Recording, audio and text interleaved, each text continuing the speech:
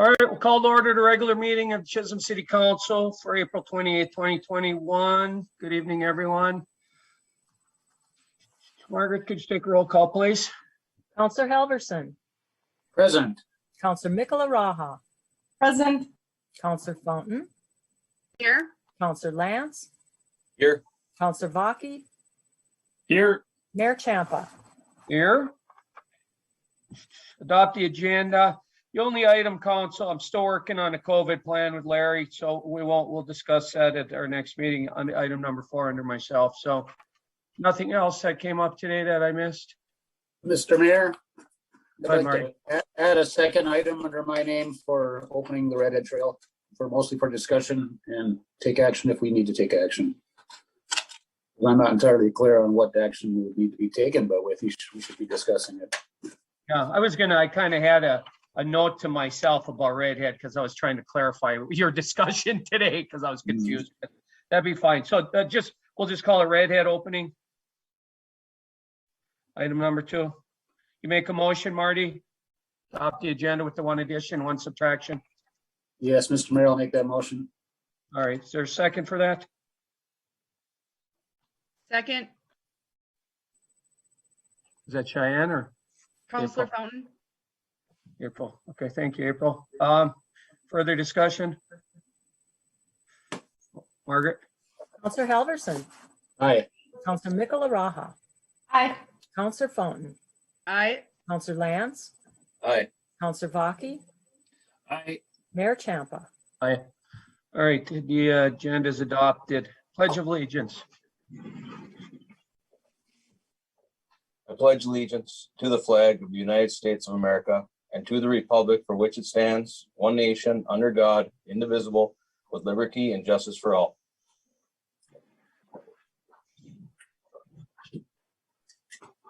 Eileen, anybody sign up for public participation tonight? No, Mayor. Thank you, Eileen. Council reports. Adam, we'll start with you tonight. Sure.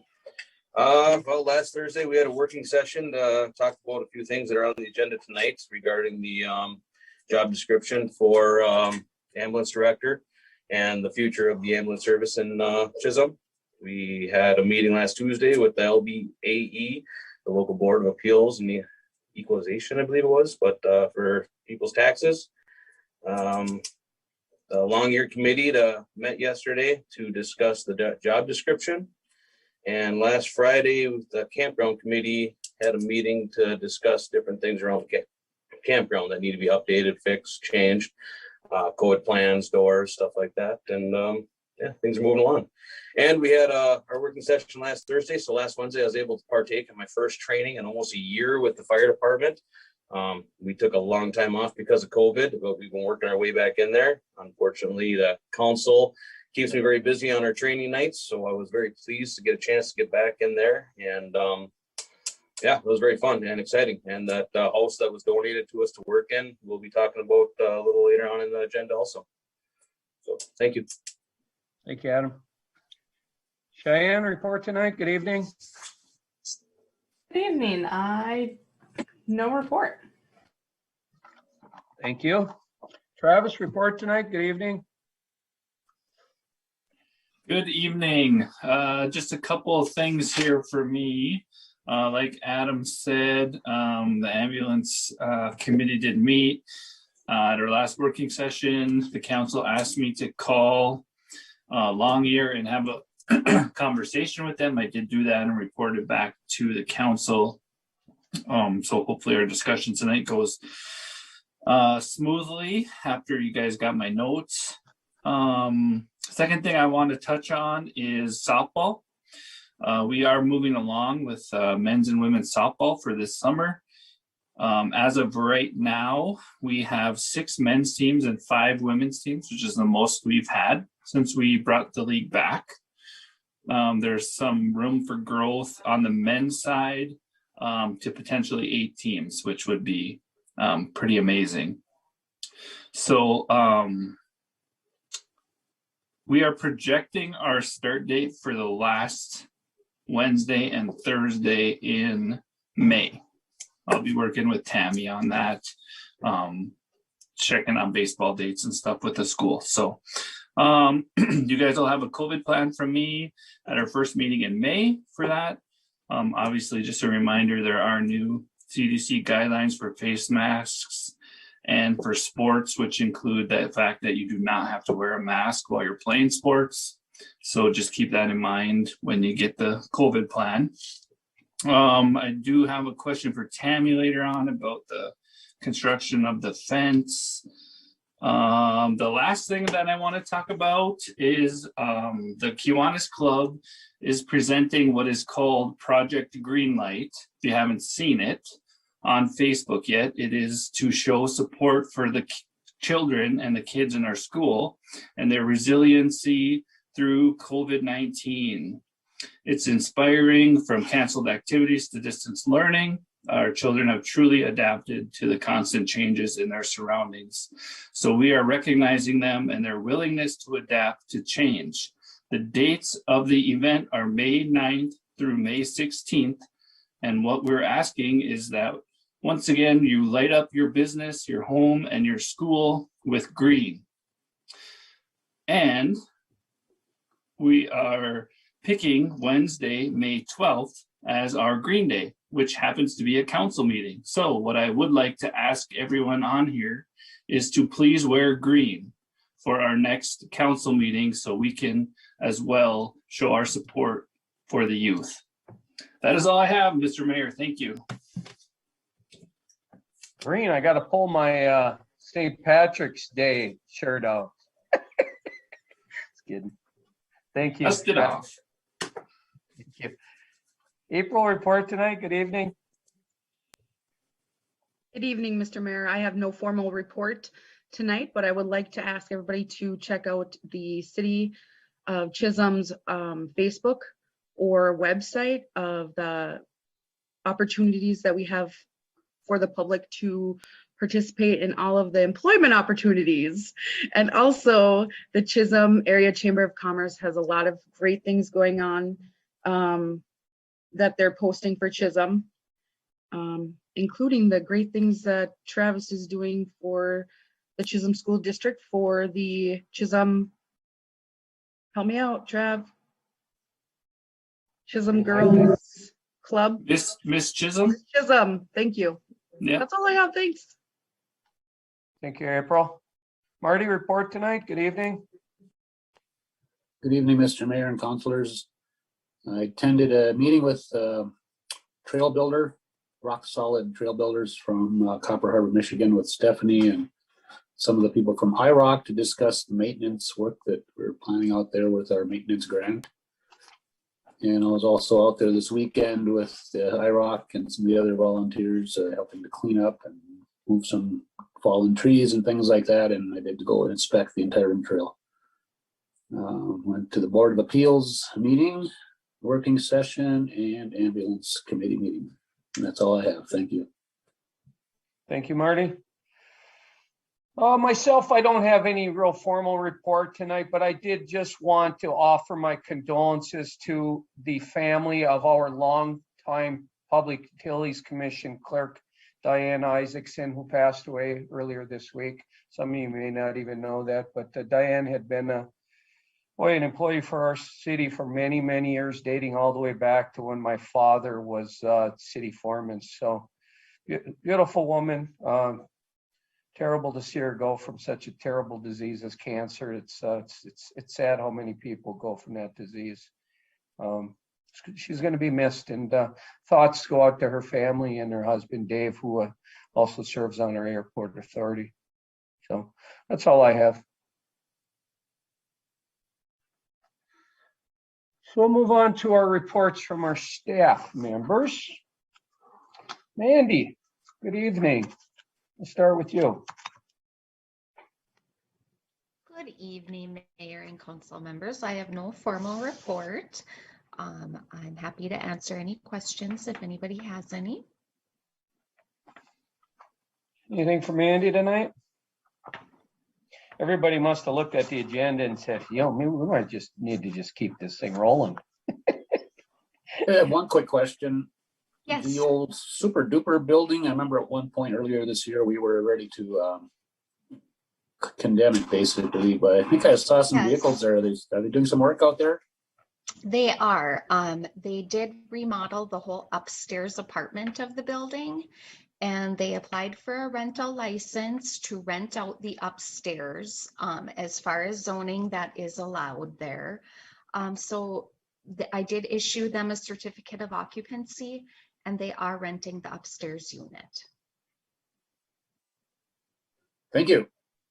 You're welcome. Okay, we'll move on. EDA Stephanie, good evening. Good evening, Mayor. I do not have a formal report tonight unless there's questions of me. Well, if things go well tonight, you'll be on here twice next week, or in 2 weeks. You'll get to give 2. Anything for Stephanie tonight, Council? All right, we'll move on. Jim Johnson, City Engineer, good evening. Good evening, Mayor, members of the council. Just a quick update. We received bids next Wednesday on our 2021 Bituminous Street and Alley Reclamation Project. And so we'll be bringing those bids to the council at your first meeting in May. And Larry and I are working to identify those streets where we don't have sanitary sewer issues, such that we can get going and getting the plans and specs and starting through the public hearing process for our mill and overlay project. That's all I have, but I'd be happy to answer any questions that you or the council may have. Council, anything for Jim? Yeah, I have a question. I see that we're looking at purchasing a new sewer camera. Is the old camera still functioning? Is that what we're using to determine the condition of the sewers in these subject mill overlay streets? We are, Marty, where we can. That present camera is just a push camera, so we can only go about 100 feet. So if it's going down our blocks or, for our streets, I should say east-west, are basically about 466 feet center line to center line. So we're not seeing the whole block. So that is the reason that we've taken it to the Public Utilities Commission for purchase of the camera that I think is on the agenda later tonight, but that is using enterprise funds rather than coming straight out of the city's budget. But that is our hope, so we can get that camera and identifying basically those streets where we'd like to do mill and overlays to make sure that we don't have big issues with the sanitary sewer. Thank you, Jim. You're welcome. Thank you. Jim, I got a quick question. I ask this often and I should write it down someday. On a complete reconstruction, where does that fall normally for price on like one block of complete reconstruction? Did you say construction cost? Well, basically $250,000 or $250,000 to $300,000 per block. Basically, our construction cost right now is about $500 per foot. With the overhead and so forth, it's right around $600 per foot that it's costing us.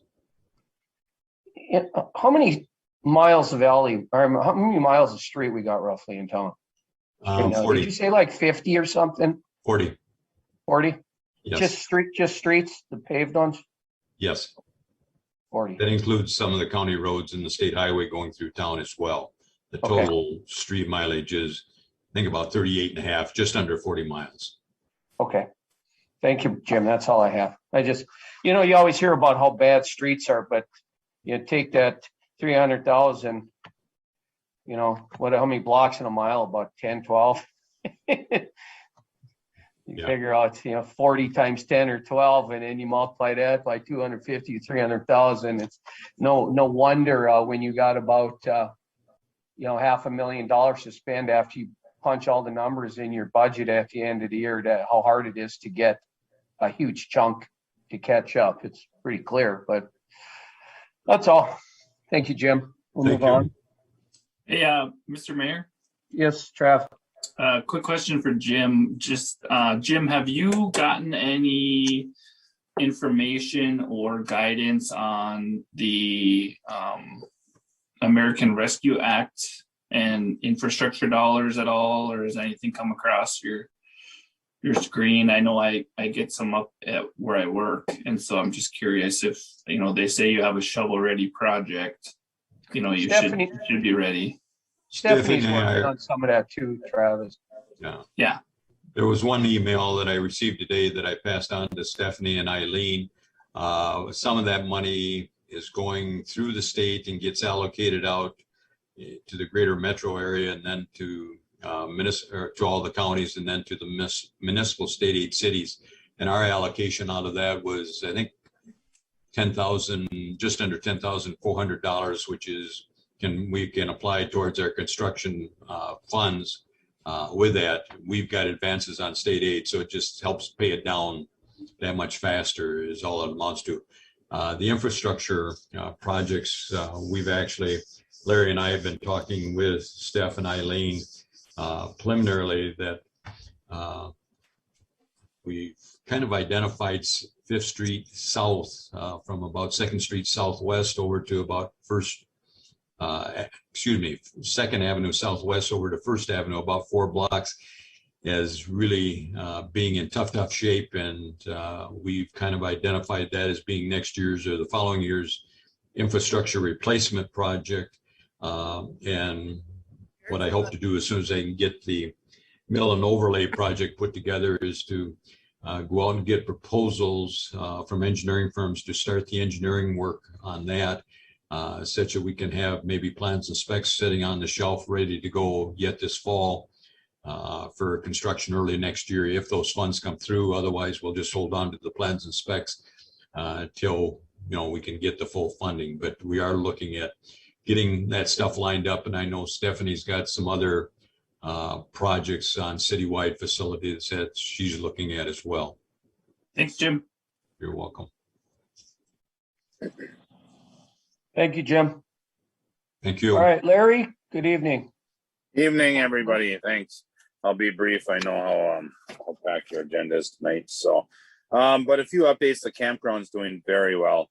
We are, I'll just leave it at that. I could give you a bunch of numbers, but we're doing really, really well.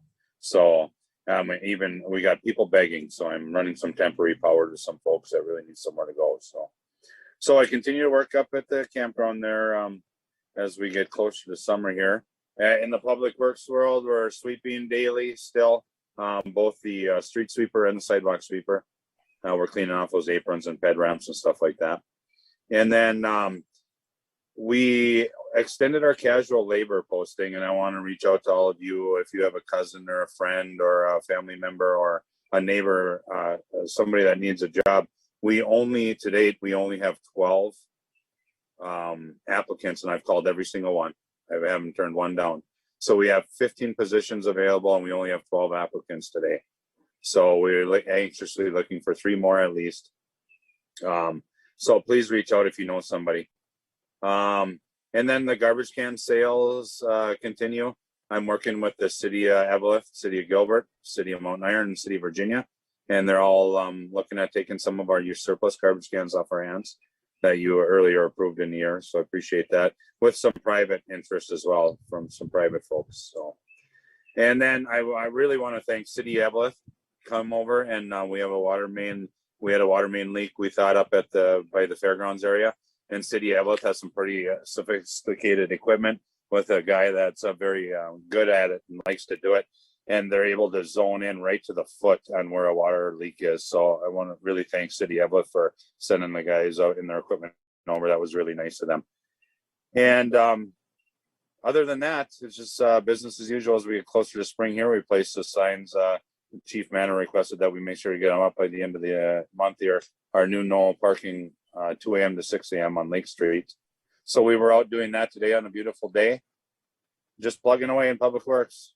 Oh, we had a water main break today, or we actually had a service line break today on 5th Street Southwest. One of the ones that Jim mentioned there, one of the blocks in the 100 block there, down by the Catholic Church and that there. So anything else for me? Questions? Did you find a leak up at the Discovery Yes. Center? Up there? Yeah. Oh, you did find one. Okay. Yeah. It was, Okay. and we think it's on their side. It's on the private side though. So. Okay. Council, anything else for Larry? Thank you, Larry. Fire Chief, do we have somebody on tonight? I don't know if I noticed. Is Chris or Jason on tonight? I'm here, Mayor. Good evening, Chris. How you doing? Good evening, everybody, Council, Mayor. I don't have too much for tonight. Our ladder truck is broke down. It's currently at Northland Tractor. Probably a week out before they get it fixed. They're not sure what it is. It's a fuel issue. Can't seem to get ahead with these trucks. Burning restrictions are on. Larry, you got lucky today. I got an email from the DNR right after you talked to us that they are not issuing any more burning permits for a while. And I'd like to just invite the council down to this burn that we're going to have on May 8th. Come on down and check it out and see what your firefighters do for training. And I'm sure they'd appreciate seeing some interest, folks coming down and seeing what they're doing. And then, and then I'd especially like to thank all the gals up at City Hall there, Stephanie, Margaret, Mandy, Eileen, Christy, for all the help they've been. Seems like we're always talking to them, Jason or I, with the hirees and all the POs and everything else we're needing. So thanks for them. It truly is a great team you guys got up there. So that's all I have for tonight. Any questions? Council, anything for Chris? I'd just like to say also that burn on May 8th, I think we're starting about 9 in the morning. So anybody wants to come down, or citizens want to come down and check it out. Should be starting about 9:30 and going till about noon. You still got to convince the council to spend $1,000. That's not for burning it down. That's for cleaning it up. Thank you, Chris. We'll move on to Katie. Good evening, Katie. Good evening, everyone. I have no formal report other than what's on the agenda. Council, anything for Katie that's not on the agenda? Thank you, Katie. Police Chief Vern, good evening. Good evening. I'll make it quick. I am on the agenda, but just Travis and I were talking earlier. We have been doing blight sweeps. We have the north side of the town pretty much complete. The south side we are working on. We've been a little tied up with some calls and stuff, so they haven't gotten the full sweep done, but we are actively working blight, and I hope that's done shortly here before either the end of this week or the end of next week. So both sides of town will be swept and going back for a second look. Some of it's cleaning up and some of it's a little bit more stubborn. Also, today we conducted interviews for patrolmen. We did 5 interviews. We had 6 scheduled and one of the people couldn't make it. But that went pretty well. So hopefully something good comes out of that. We'll be putting 3 names forward to the ride along process, which is the next step next week. That's all I have. Thank you, Vern. Council, anything for Vern? Yeah, I have one item for Vern. When you do your south side blight sweep, I hope the iron kettle gets added to it. We've had a pile of junk out there for about a year now with no That action. Yeah, Marty, that one actually has already been served and yeah, absolutely. They were under construction and that one fell through. So we're getting on them about cleaning it up because it is atrocious. So that one's on the list. Thank you. All right, thank you. Thank you, Vern. Move on. Rec Director Tammy, good evening. Good evening, everyone. Right now, we did interviews for the summer rec employees. We interviewed 11 individuals this afternoon. Working on COVID plans for bocce ball, volleyball, rec, youth softball, baseball program. Our pickleball courts are up and running, and we had a volunteer that came forward and put them together. He was an avid player, and he was actually from Hibbing, so I was very impressed. So people go out and play some pickleball. Besides that, nothing at this time. I will have some COVID plans for the council at the next meeting. Thank you, Tammy. Council, anything for Tammy? Tammy, quick question for you. Yes. I don't know if you've gotten anything from the community foundation yet on the grant we filled out, but have you talked to the contractor at all about when they could get that fence? I will have to go for 2 quotes on that yet, Travis. I just had gotten the 1 quote because it's the amount of money that it's for. So what I typically like to do is meet with both of them at the same time. So everybody's on the same page and specs it out the same. Okay, Would you like to be involved in that meeting or you want me to just take care of it? I do not need to be. I just was curious how soon we could get it up. That's all. Okay. Thank you. Thank you, Tammy. City Attorney Brian, report tonight. Good evening.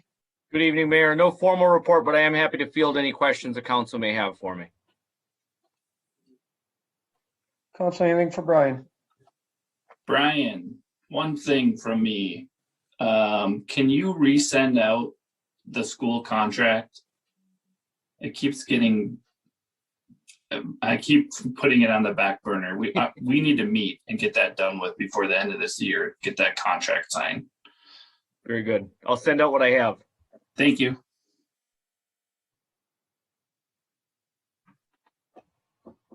Thank you, Brian. Okay, City Clerk Eileen, good evening. Good evening, Mayor. Good evening, council members. I have no official report, but I just wanted to say how excited I am to start a new chapter in this position by the end of this council meeting. So I'm looking forward to today's consideration of our dual leadership between myself and Stephanie. That's it. Thank you.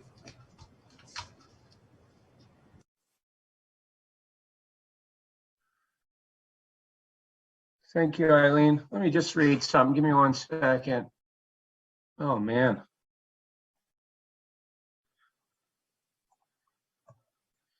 I'll forward what I'm reading to you guys on my screen. Some of you got an email from me about the Rams executive director earlier this week.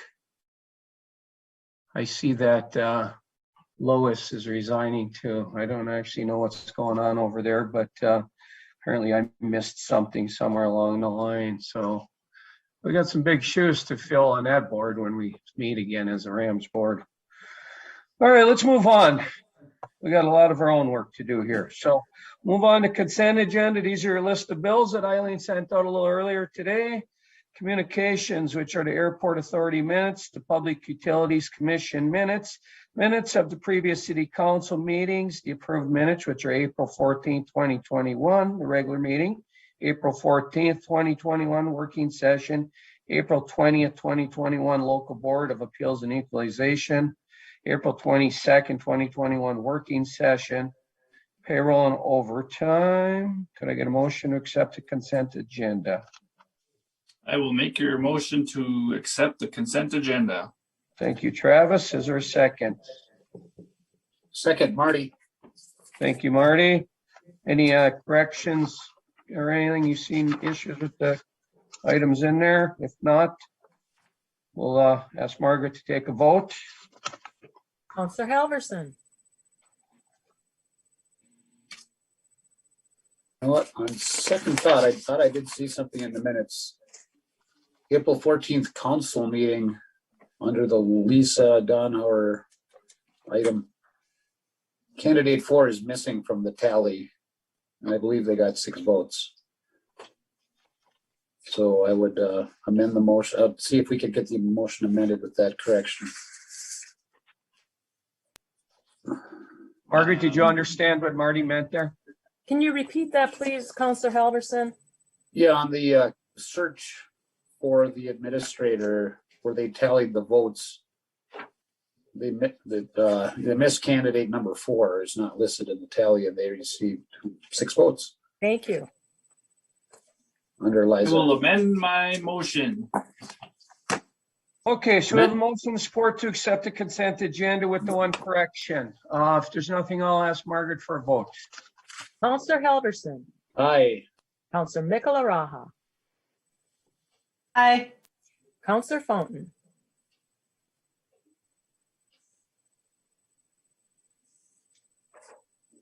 Counselor Fountain. She's muted. Aye. Thank you. Counselor Lance. Aye. Counselor Baki.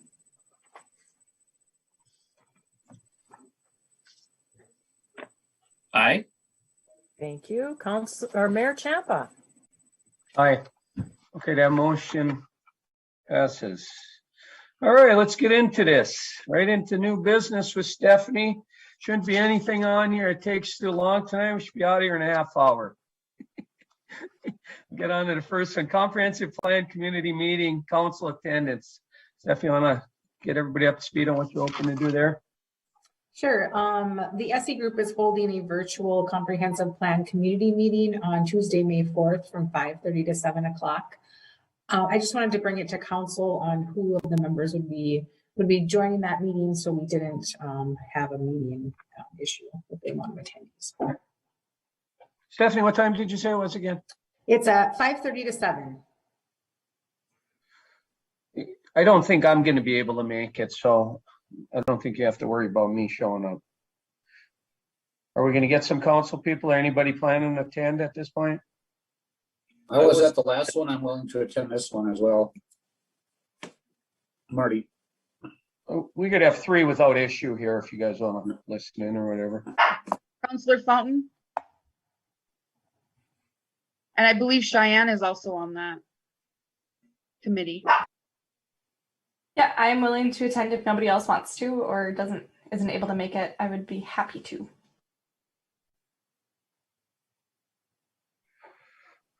Council, let's make a motion to let those 3 attend on our behalf. I'll make the motion. Thank you, Adam. Support. Second. Thank you, Support. Travis. Anything else on that? Margaret? Counselor Halverson. Aye. Counselor Mikuláraha. Aye. Counselor Fountain. Aye. Counselor Lance. Aye. Counselor Vaki. Aye. Mayor Champa. Aye. Motion passes. Development agreement with Delta, Stephanie? Yes, I've spoken on this before. This is the development agreement that the city will have with Delta. What we're doing is acquiring the land adjacent to Delta for a new development of a clinic and St. Louis County building, and then there will also be another development of a daycare. So this agreement is just for the land transfer. Council questions, or I'll entertain a motion to approve that agreement. Mr. Mayor. Go ahead, Marty. Believe it or not, I read it. I didn't read the whole thing, but I did read it. And I do have a couple of concerns. Exhibit A was left out of the one on their packet and then the subsequent one. And we could get that exhibit, and so we can see exactly which parcel they're talking about and this so-called adjacent parcel. So we know clearly what land they're talking about. Without the exhibit, maybe it's fine, but I think it should be in the packet. So exhibit A needs to get in there. And I do have some heartache about section 2.02B, page 4. And my heartache about this is where it says restrictive covenant shall be established, blah, blah, blah, blah, for perpetually restricting the use of the site for clinic, childcare, and county office. I don't think that is a good idea. I think we need some language in there that allows a little bit of flexibility, just because, there's been 3 clinics that have closed in town in the last 3 years, or 5, 10 years, whatever. I'd say 10 years, we've had 3 clinics close. We've had 2 or 3 daycares close in the last 3 to 5 years. And what if the county decides they don't want that office anymore? We'll be stuck with an empty building unless we can find the exact same use. If, find another clinic or another daycare provider or another county office. So I really don't think that's in the city's best interest for that perpetual use of site. In 5 or 10 years, if the clinic pulls out and we've got 5 businesses that want to go in there, we won't be able to unless we get into a legal struggle with this. So that's my biggest issue.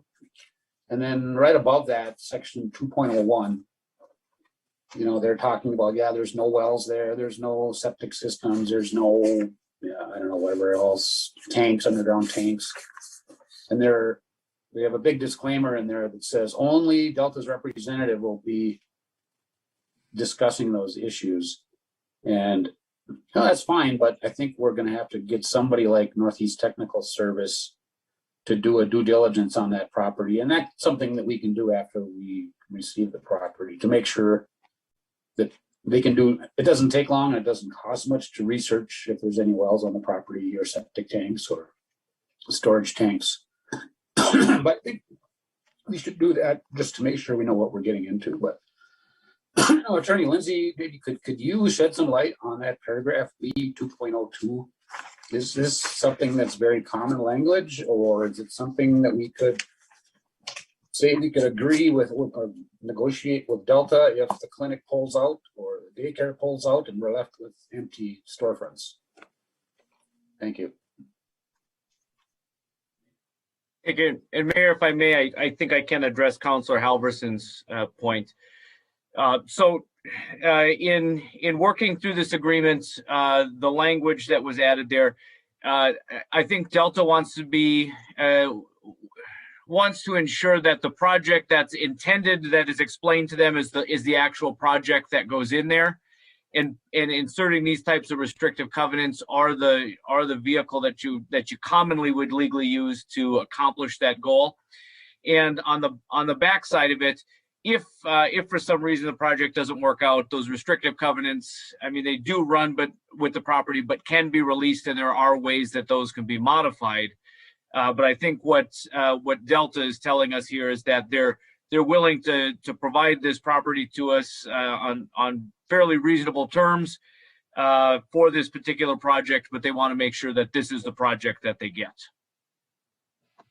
Yeah, I totally understand that, and I totally agree with the project. I think it's an excellent project, but I'm thinking ahead here, and what happens in 5 years or 10 years or 15 years, and the clinic says, well, we're done, we're out of here. The daycare says, no, we're closing, we can't make money here. And the county pulls out. And if we have no fallback in that situation, I'm all for the project. I think it's excellent. And I think these are excellent facilities and a great plan, but I'm a little concerned just based on recent history. Like I said, we've had 3 clinics close in town in the last 10 years. We've had daycares close. The county, it's hard to say, but it appears that we really don't have a fallback if one of those businesses fails. That's my concern. I want to develop it as per the document, but I'm a little concerned that we don't have any alternatives if some of those businesses pull out of there in the future.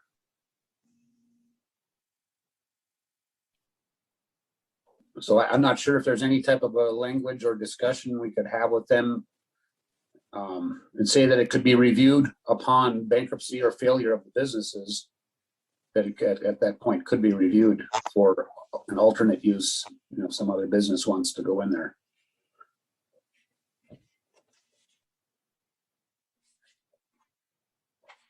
Brian, are you concerned like Marty is? Based on, obviously, if we end up with an empty building, we do have to have a talk about it.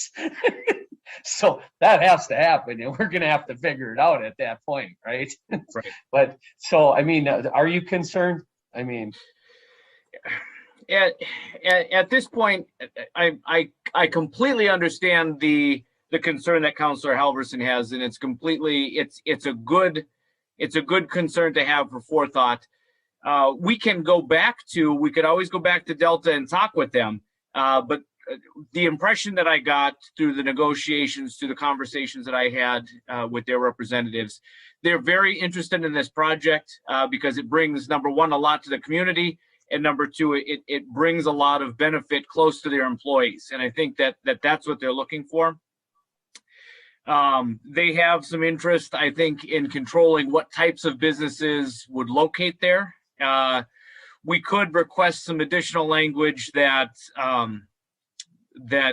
creates a condition or creates a lot of times we'll use this language that should these businesses not be available or the storefronts become empty, we could request alternate businesses be put in, and then insert that language that such their permission wouldn't be unreasonably withheld. And what we're doing there is we're creating a lot of, and I think Delta is keenly aware of this, we're creating a lot of room for lawyers to work. And I think that's what they're trying to avoid here. We can go back, we can ask them to lighten those terms a little bit and to provide a little bit more leeway in the future, given certain events. I can't say with any confidence they would or wouldn't agree to those terms at this point. Marty, what were the other two concerns you brought up? There was one of them I thought I was concerned about too. Oh, the land. I'm pretty sure I'm comfortable with that one because I know it's basically as far over to the west on that property, running north and south. I think there, so I'm pretty comfortable with that. What was the third? Something else in the contract I think you brought up, didn't you? Yeah, I'd just like to see a map of the subject property and the so-called adjacent property. I don't know why can't we get an agreement that's complete? I mean, we should be able to see basic things like maps and property lines, and so everybody's clear on where it is and what's going on. And then on page 3, section 2.01, there's a lot of language there, C, D, E, and F about liabilities on the site, like wells and septic tanks and underground storage tanks, issues like that.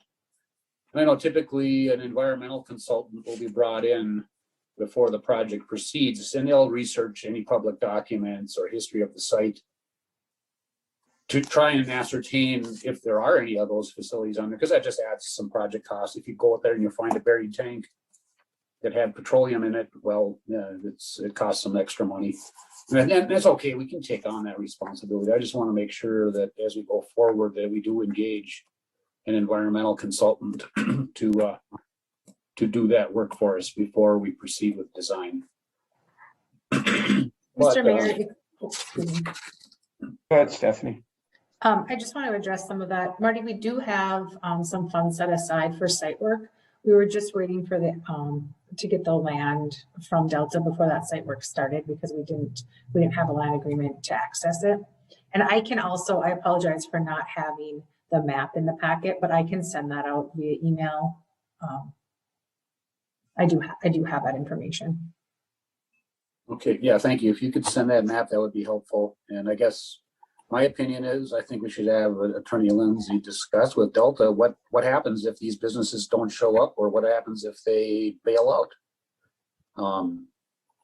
And I guess my other question is, are there people lined up to go in there right now? I mean, it sounds like there must be somebody interested to go in there, or we wouldn't be pursuing this. So I guess, do we have a clinic and a daycare and a county office all lined up and ready to go? Yes, we do. The way the Essentia building and the St. Louis County building will work is the land will come to us, the city will put out a request for qualifications for a developer, and then the developer will acquire the land and develop that building. Then the developer will own that property and it'll be leased to Essentia and St. Louis County. It has been approved already by the St. Louis County Board. And then the daycare facility will go out for bids on their own.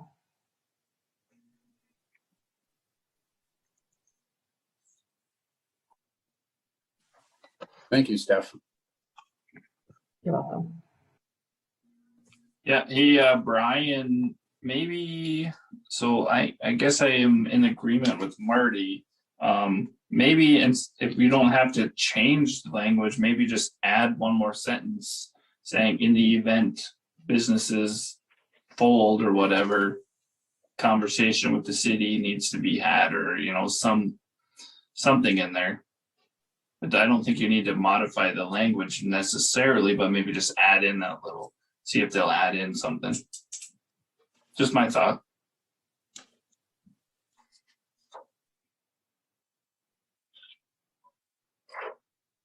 So Brian just sent off this Delta exhibit. At least he sent it to me.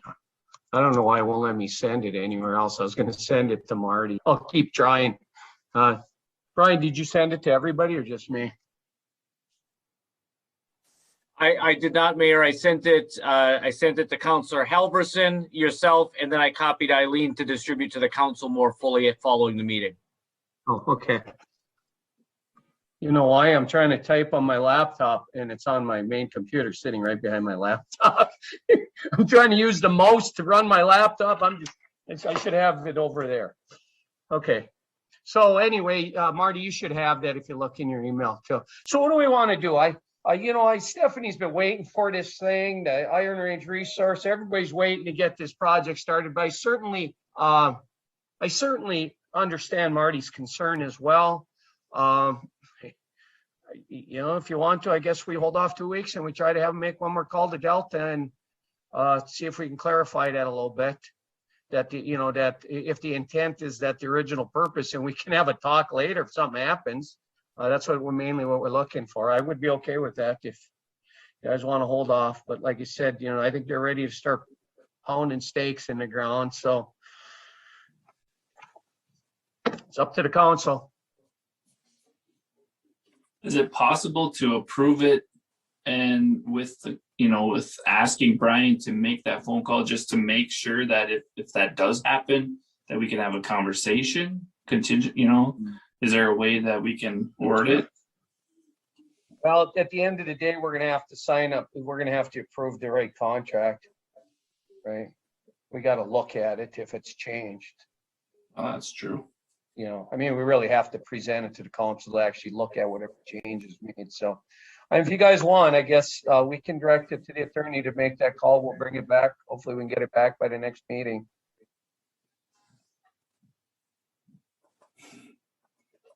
Mr. Mayor, I'd be in favor of having Brian develop something with them on the contingency. What's the contingency if these businesses fail in the future?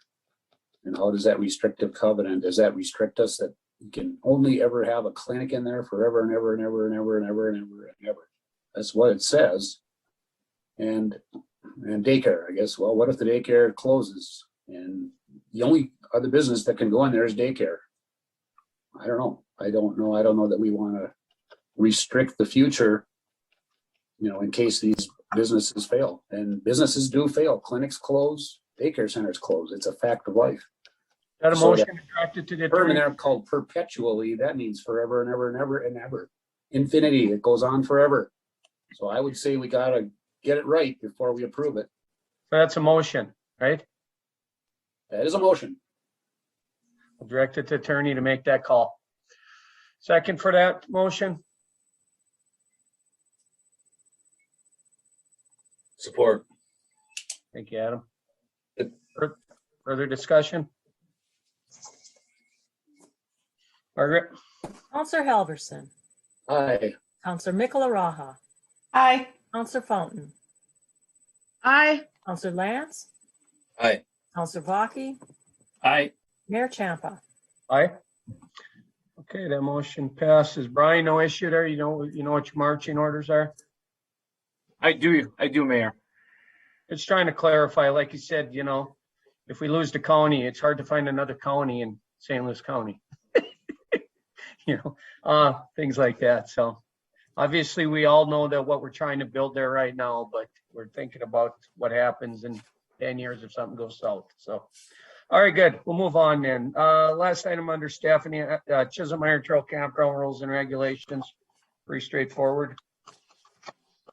Yes, like was said in the reports, we've been working on the campground and getting everything ready for the busy season that is upon us. So in your packet is the Chisholm Iron Trail Campground rules and regulations. We're just looking to get this approved and posted at the campground. I had a couple of questions. I circled a couple of things on here when I was reading. The one with the cancellation policy, 7 days in advance for full refund, no refund after 7 days.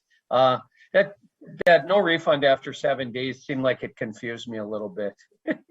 Almost like it should say no refund if you're within that, less than 7 days or something. I don't know. Maybe it's just the way I read it. That was one. And then probably Larry knows this answer more than me. No non-standard electric heaters allowed.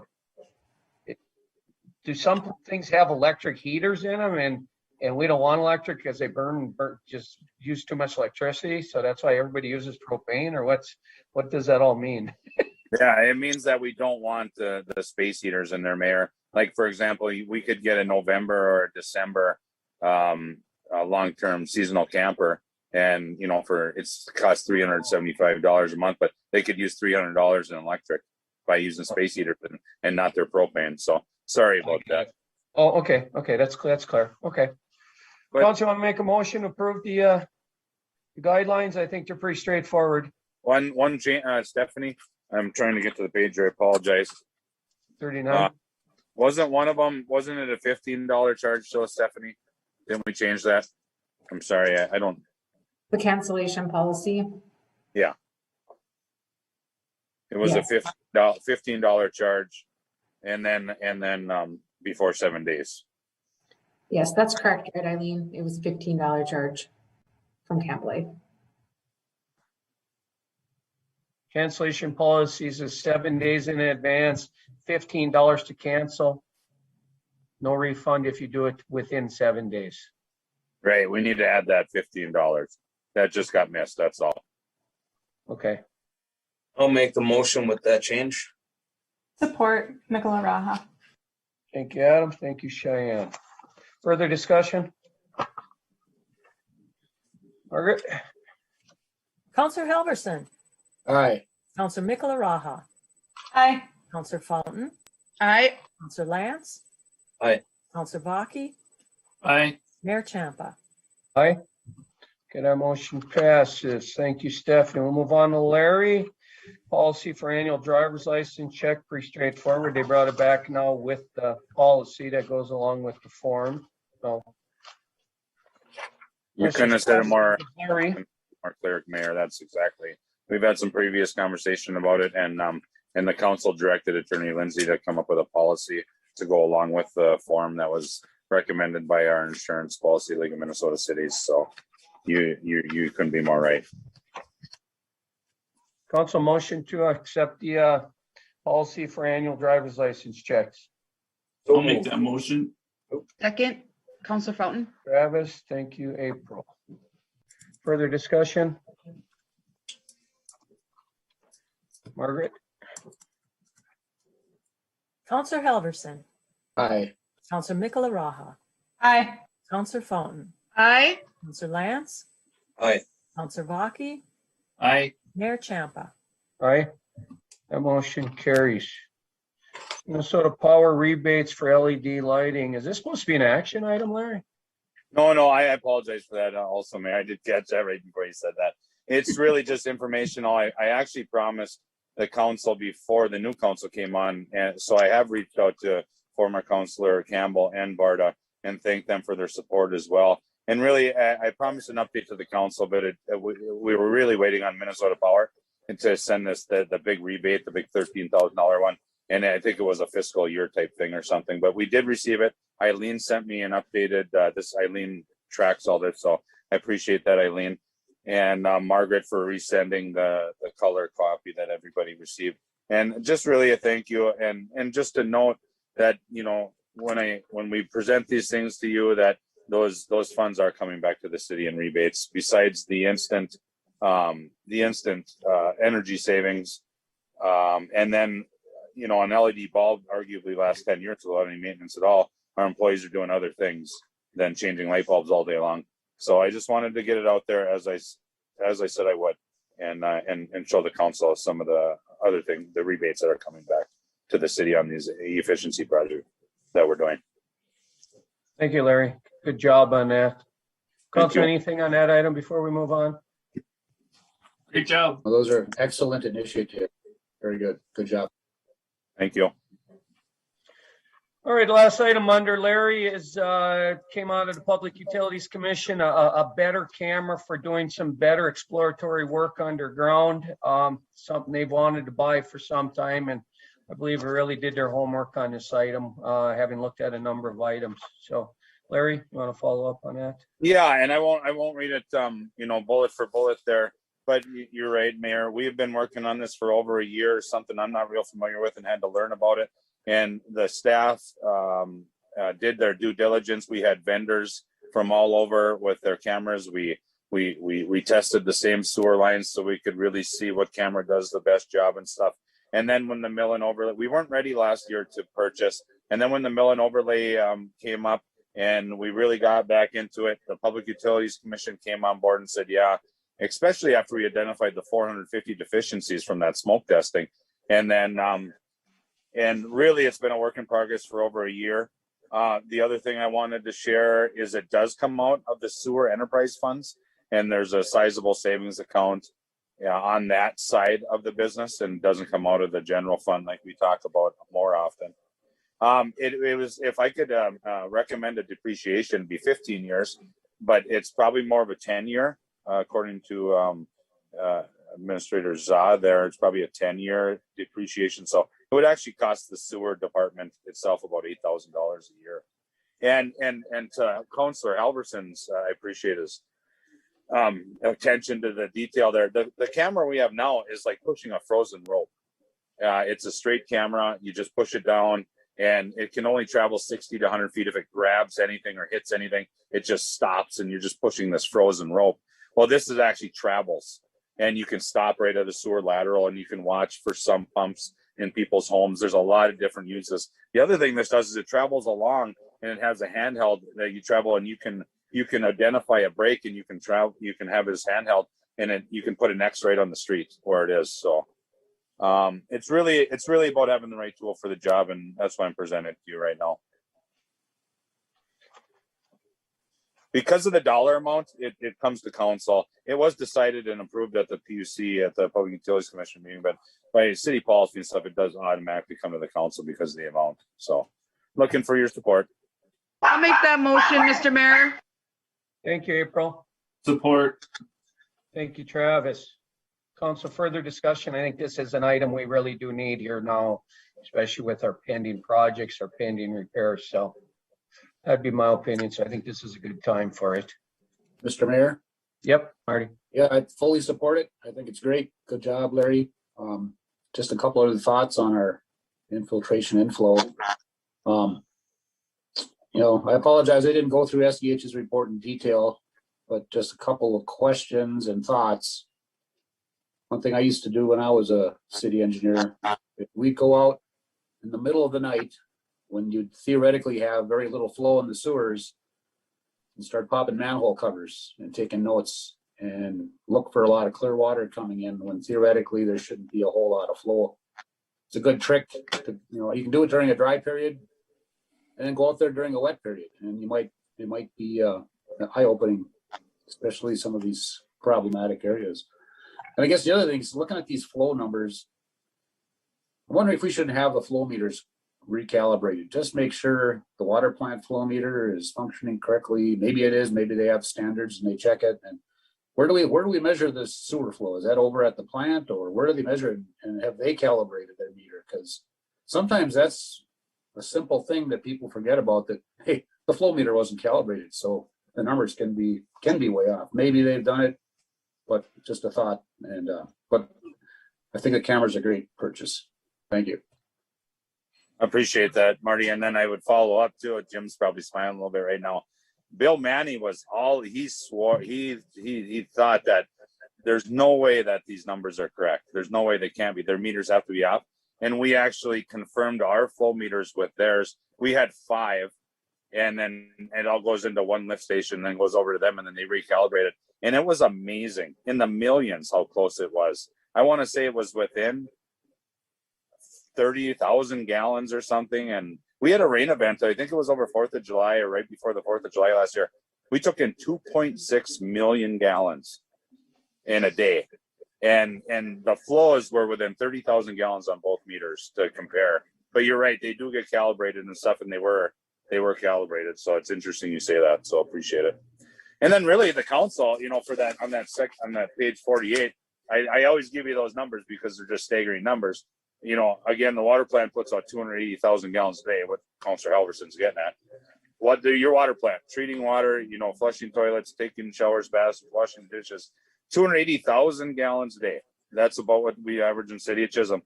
And if you see the flow is up above on the 12th, 1.8 million in sewer. On the 13th, 1.9 million. So the amount of problems we have is just amazing. And it's right there in the numbers. So I always like to share those easy numbers with you. I still say if we talked to the DNR and asked them if we could lower the lake about 2 feet for about 3 months, you'd be amazed what you see. Our old waste treatment plant operator swore by it was reflected by our water table, which was our lake level. So Appreciate it.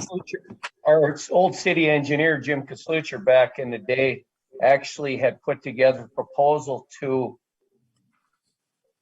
put in wells on the north end of Chisholm and pump the water. I don't remember where he was going to pump it, but we were going to pump it out of town so that we were lowering the ground level and pumping it out of town so it skips the lake.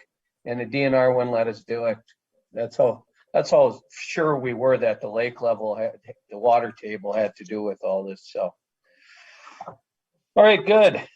So we got a motion and support to buy the camera. If there's no further discussion, Margaret? Counselor Halverson. Aye. Counselor Mikola Raha. Aye. Counselor Fountain.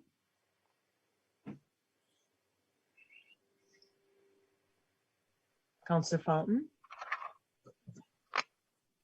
She don't want to talk. Margaret, I had to let her back in. She's joining us now. Thank you. There she is. Counselor Fountain.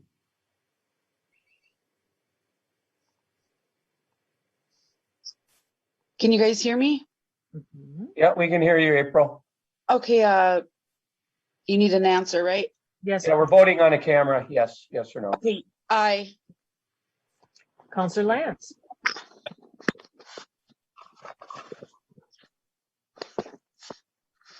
Aye. Thank you. Counselor Baki. Aye. Mayor Champa. Aye. That motion passed. We're all goofed up tonight, eh? All right, thank you, Larry. We'll move on to Vern. Leave donation policy. Mr. Mayor, just bringing this back from the last meeting to answer a couple of questions. You can see in my memo, Bonnie did have one question from the league to make a bona fide policy that actually has to do with taxes for the donator and donate. So we added number 11, line number 11, just to make it a bona fide plan and answer her questions and concerns. And then talked about that. I talked with the unions about that 24-hour thing. You can see in my memo, they were fine with that just because this is a citywide thing and there could be extra, it could be asked several times and that way nobody's feeling that they have to give 40 hours. Like I said, they're the ones that brought up this to begin with. So just looking for approval for this leave policy. Vern, it's not a concern. I want to tell you, I support this. And the reason I support it is because I believe that supporting your employees is going to get you a lot further than pinching pennies, obviously, in the long run. But in reality, a lot of the people are running around with a maximum sick leave. So it's sort of a no cost to me. And once you donate it down, you earn it back. All of a sudden, everything you're donating becomes a cost. So on paper, this is a big thought, right? Because once you guys are all maxed out, anything that happens at that point is just goes away. So we allow you to drop down, max back out, and we actually spend sick leave that probably wouldn't have been spent. So I'm not against it, but that's what's really happening, and that's why in the past many times this didn't come forward all the way, because that is what the decision you're making is, to spend sick leave that you probably wouldn't be using, turning it into cash for somebody to help them out. So, but I support it, and if somebody will make a motion, I'm okay with moving forward with it. Make that motion. Support. All right, Cheyenne made the motion. Adam seconded it. Further discussion, council? Margaret? Counselor Halverson. Aye. Counselor Mikola Raha. Aye. Counselor Fountain. Aye. Counselor Lance. Aye. Counselor Baki. Aye. Mayor Champa. Aye. Okay, that motion carries. Thank you, Vern. We'll move on to Katie. ARI, Professional Services Agreement for the library tuck pointing. Good evening, Katie. Yes, good evening, everyone. I'm just looking for support from the council to hire ARI as our professional services for the tuck point for the library. And that project has been, was approved during the 2020 budget season. Council motion to hire AIR for, what was it, 15,000 or something? What was it? 14,500, yep. Okay, I'll make that motion, Mr. Mayor. Counselor Fountain. thank you, April. Second for that. Support Marty. Thank you, Marty. Further discussion? Margaret? Counselor Halverson. Aye. Counselor Mikala Raha. Aye. Counselor Fountain. Aye. Counselor Lance. Aye. Counselor Baki. Aye. Mayor Champa. Aye. Okay, that motion carries. Last item under Katie, COVID plan for library. So my staff and I have been fielding a lot of questions about when the library is going to reopen. I've got 2 board members that have been pretty vocal about wanting to reopen. And so after a lot of discussion with my staff, we put together kind of a phase 1 plan to reopen the library. So it would mainly consist of probably 10 people at the library at a time. And we would have curbside available. So that would remain in effect for people that were not comfortable actually entering the building. And what was the other one? I guess the goal of the first one would just be to have express visits with patrons. So library express visits where people can come in quick, pick out some books, pick out some movies, do some quick printing, and hopefully not sit around. So that's kind of the goal of phase 1. And so I just wanted to provide a phase 1 to entertain a discussion about reopening the library and see where everyone was with this idea. Katie, I can tell you that reading this, I can tell you've put a lot of thought into it. I mean, you've basically brought in a lot of your concerns and how you're going to deal with them already. So like I said, I'm trying to finish the plan. They open City Hall up, and unfortunately we do have to start looking at opening buildings. So I can tell you I would support it. And you're going to know within a day or two if you have to make drastic changes. Yeah, and that was kind of a discussion I had with my staff too. Like, this is definitely something that we can come back and reevaluate and see what's working and what's not working and go from there. But this is just kind of the plan we came up with that we feel comfortable with, but definitely just leaving that opportunity available to come and reevaluate where we are in a couple weeks and see what's working and what's not. Okay. Council, anybody else want to chime in? Katie, this is Counselor Baki. I want to thank you for your hard work in doing this. I mean, I know you know that I am a pusher to get things open, and so I appreciate the thought that went into this. I think it's great. I'm definitely gonna support it. I do know that, I don't know if Brian wants to chime in on this or not, but I think that social distancing is 3 feet now.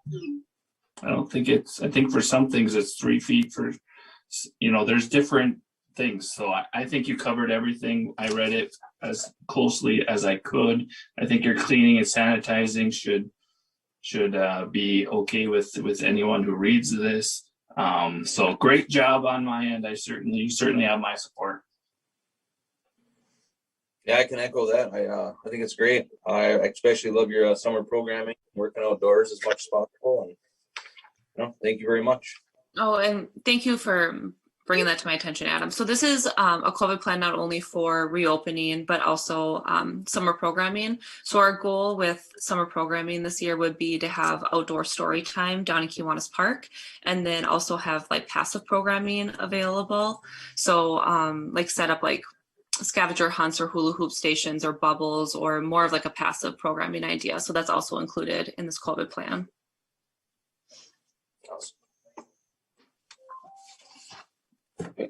Katie, did Brian review this then? Brian Lindsay? Looks like it, yep. I did, Mayor, and I have no objection from a legal standpoint. Okay. I'll make the motion to approve the library's COVID plan, phase 1 reopening. Support. Thank you, Adam. Thank you, Travis. Further discussion, council? Margaret? Counselor Halverson, Aye. Counselor Michelaraha, Aye. Counselor Fountain, Nay. Counselor Lance, Aye. Counselor Baki, Aye. Mayor Champa. Aye. The motion carries. Thank you, Katie. We'll move on to Adam. So let me, Adam's first item, let me just say a few words about this. Fire department came to me a while back. Very good plan they brought forward. Actually, they were working with the homeowner. They wanted to do a live burn, working with the homeowner to try to pay for some of the removal, working with a local contractor here to try to get a good price to remove it. They got some quotes, and the one they're bringing forward is a very good price. Basically, he's donating his time, as crazy as that is, because it takes quite a while to clean up a house. But I thank them for the work they did in putting together this whole plan. I love that they want to do this training, and they're doing it in conjunction with the college. I'll have Adam talk a little bit more about that. But we got to do one of these every couple of years anyway to let everybody train. So I think this is a good $1,000 well spent. I'm excited. We'll figure out where to get it later. We haven't had an administrator for a couple of months, with paying the big bucks for the administrator. Eileen's been doing it for a little less, so we should have a couple thousand laying around. So, but I'll give it back to you, Adam. So No, thank you, Mr. Mayor, but it truly is a great training experience for our firefighters. You know, it lets you see what exactly you're going into and do go into a burning building, and it lets you know what your gear can do and how it can protect you when you're sitting inside 500, 600 degree room while it's on fire around you and you're watching it evolve. And with Central Lakes College coming to teach and instruct, it's a great tool that we have. There was a little miscommunication. That's why this came so late. You know, it was kind of understood, you know, back in the day that, you know, somebody donated us a house to us, that the city would just take care of it, but nobody really knew exactly how that happened. So now we realize that that's not exactly how it works. And you know, the homeowner was just going to go with the IRRB and get some funds to demolish it. But, you know, they were very kind to work with us as far as, you know, keeping it donated to us so we can train inside of it, do search and rescue inside of it, forcible entry.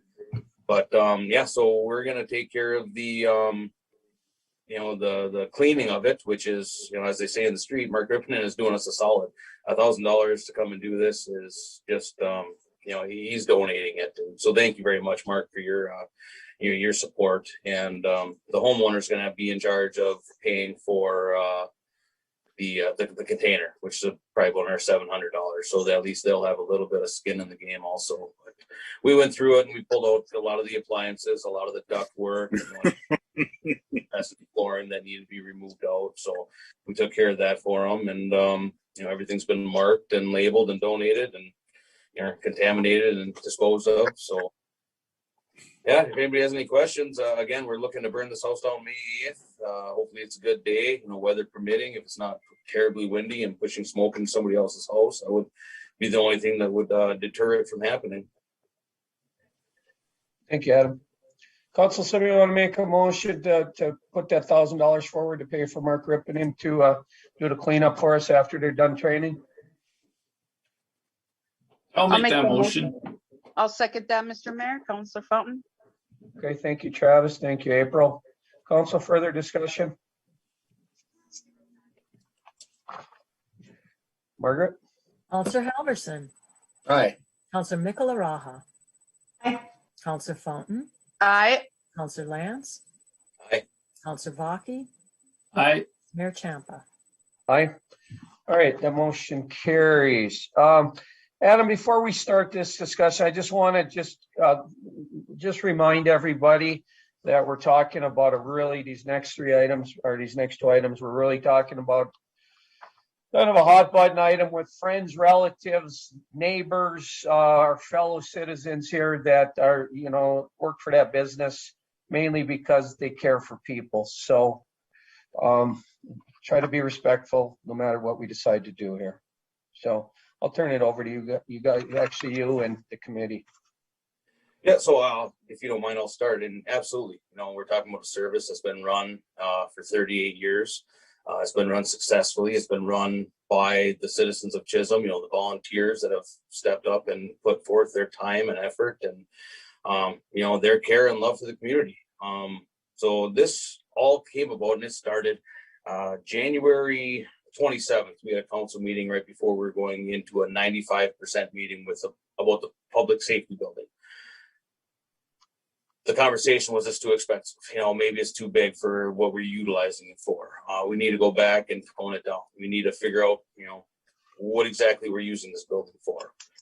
So right after that meeting, that's when I started kind of looking into the public safety aspect of this building. What are we using it for? So we're using it for fire and we're using it for police. Well, in the city of Chisholm, public safety also means the ambulance.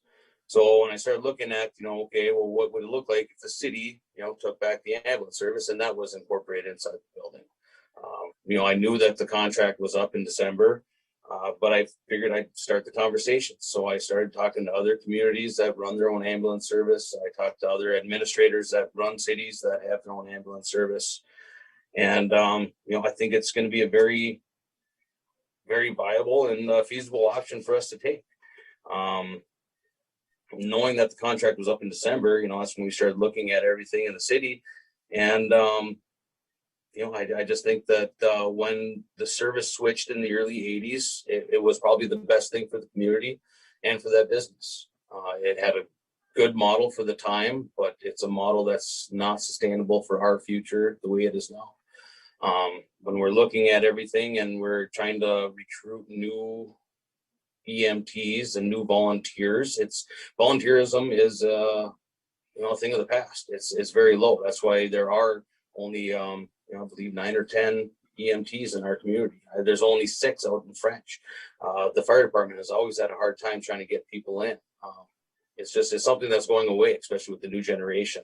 So we need to make sure that this has a sustainable future for our citizens. We need to make sure that there's longevity and that it is fair and equitable, and the quality of service needs to stay here and it needs to grow, in my opinion. But that's for further down the line. I do believe that this needs to come back to the city. I think that everything's falling into place right now. Contract's up in December. We should be looking at breaking ground on a public safety building. It makes sense. There's no reason to try to stop a contract in the middle of its life.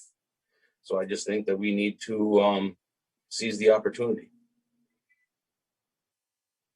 So that's why I have here to notify Longyear that we, as a council or a majority, are looking to let the contract expire December 31st, 2021. Okay. Before I ask the rest of the council if they want to chime in, Travis, you kind of were directed, and we know April also wanted to reach out to Joe, but Travis, obviously you and I have talked, but tell me what your conversation was with Joe, and so everybody hears it. Yeah, thank you, Mr. Mayor. So council, department heads, I did reach out to Joe on Saturday after our council meeting or our working session that we had. And we had a great conversation. I have held my conversation, Dr. Surdich in very high regards. I've known him for a very long time. I've worked with him when he was president of the college. So we had a great conversation. We talked long and hard about the contract and where our offer sits. And at the end of the day, the offer still stood at $24,000, and that includes the ambulances, what's inside the ambulances, and also the license. And we although we may differ on our thoughts on the value of the license, I told him that was a sticking point for a lot of us. We talked about meeting again, and I brought up the fact that there were counselors who felt like, maybe if we met one more time, that we could come to some sort of a short-term agreement. And again, it boils down to the fact that if we end up with a contract, he doesn't have, excuse me, I shouldn't say he, Longyear doesn't have control of the rates, control of all the staff, control of a 90-day out, which is a standard, in every contract. And so they feel like it's time for them to either run their business so that they set the rates, they set they're in control of their staff. They don't have to worry about a 90-day out with the next council, and or that the city run it. And again, I learned a lot even in the second conversation with Joe, but the conversation stayed the same. We both felt that there was no need for us to go back to the table and stare at each other and say the same things that we said the last time. And it's just, at the end of the day, it is up to us as a council to make this decision. And he reaffirmed to me that no matter what decision, they understand that this is government and this is how things work. And there are no hard feelings. They just want to make sure that they know what we decide so they can help for planning a smooth transition. If we decide tonight to go and take over the ambulance service. And I don't know what more on our end that we can do as far as that goes. And I think that we do have a plan in place even earlier than we had anticipated originally to move forward with this. The more I learn about it, the more I guess I'm a little bit excited for the city to go on a new adventure if it ends up that way. But that is the conversation ended between us, that nothing much had changed. So Marty, as a committee member, do you want to chime in too first before the rest of us talk? Yes, Mr. Mayor, thank you. Well, in hindsight, in the last 3 months, I think we've gone from 3 options down to 1. The option of continuing the hybrid model, which we've had for 38 years, is all of a sudden no good. I don't know why. I guess if it worked for 38 years, why can't it work for 39 or 40 years? I don't understand that. So anyway, that's off the table. The other option was to sell the license to them at a bargain basement price. Mr. Sertich or Dr. Sertich's claim that the license is worthless to me is insulting. That license is worth millions and millions of dollars over time. Without that license, they would never be able to proceed with their business. So to say it's worthless to me is just frankly, I totally disagree with that. We accept their lowball offer and we're out. We have no control. We're out. So the last option is the complete city-run service, and to me, that's the only viable option left of the 3. So it's become apparently very clear to me, and I think to the other members of the committee, that it's really the only viable option is to go with the city service. Thank you, Marty. I agree. I think we should proceed with the city-run service. And by the way, that 90-day out is only for just cause. There has to be a failure on behalf of one party or the other to enforce the 90-day clause. And Attorney Lindsay could maybe verify that, but I think he mentioned that the 90-day out is for in case there's a failure to perform or breach or some sort of just cause incident. And I guess we've never had one in 38 years. I don't know why we would get one in year 39 or year 40 or 41. So anyway, the bottom line is the hybrid model is off the table. The complete private model is not acceptable to me, and I don't think the city should accept it. We're down to our only option here, and that's to go to a city-run service. I fully support it. So council, let me say a few words here first, and then I'm going to turn it over to April. April and I spoke in length today, and she asked me something, and I actually had proposed it to Joe Sertich. many months ago when he first brought it up to me, when I realized that the license was going to be the sticky point there. That's the real sticky point. And she asked me about it, and she did contact the Sertiches after to ask them about it. And what I had proposed back then was, if the council did sell this to you, could we create a contract that the city has first option if it's ever sold again? And he said, let me think about that. And in the conversation, we never had another conversation. As you know, when I had that conversation with him, there were 20 options on the table also. So I was kind of amazed when the three of you came back, you know, and we really had one option at that point. But April did talk to Joe and Tony Sertich today. And after she did, she talked to me again. And I said, well, I certainly am not going to not allow you to present to the council what that conversation entailed, you know, because we should hear everything anyway. So like I said, I don't have any concerns about owning an ambulance service. I'll tell you that right out, because if the council decides to move that direction, I'll tell you what, I'll be awake at nights making sure this thing is successful. So I don't have any concerns. I'm very comfortable that we can do this. I can tell you that because I'm going to make sure that happens. So, but with that said, I think we should at least hear what April, when she went back to talk to the Sertiches, which she wanted to do. We knew she was going to. So, April, you want to just kind of share with the council? Thank you, Mr. Mayor. I did make a phone call after our working session, and it matched Travis's conversation very well. And then I really thought about it, and I thought, well, what about the clause? And I guess we were both thinking on the same wavelength. So I talked to Joe and Tony today, and they were not opposed to going back and to the negotiating table with the attorneys and come back with some type of an agreement or like a buyback clause for the city of Chisholm. You know, I thought, what could it hurt? You know, what's really the harm in all this? We can't make a decision currently right now anyways with the director's job description, because we just have a rough draft. But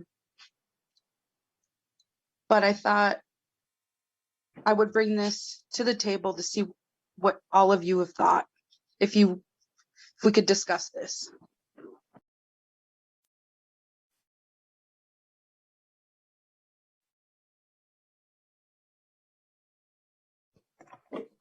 Mr. Mayor? Yep, Marty. Why wasn't this relayed to you, to Councillor Vaki, and myself during our meetings and negotiations?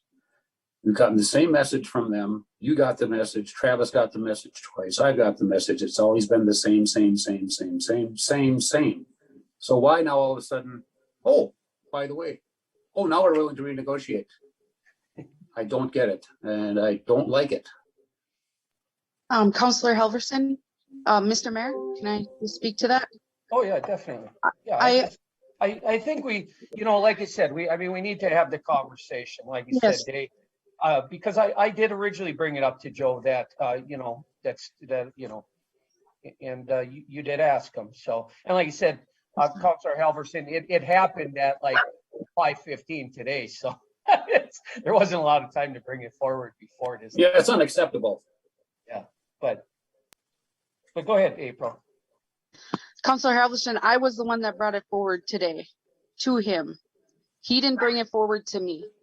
So it would, if you're going to be upset, you can be upset with me.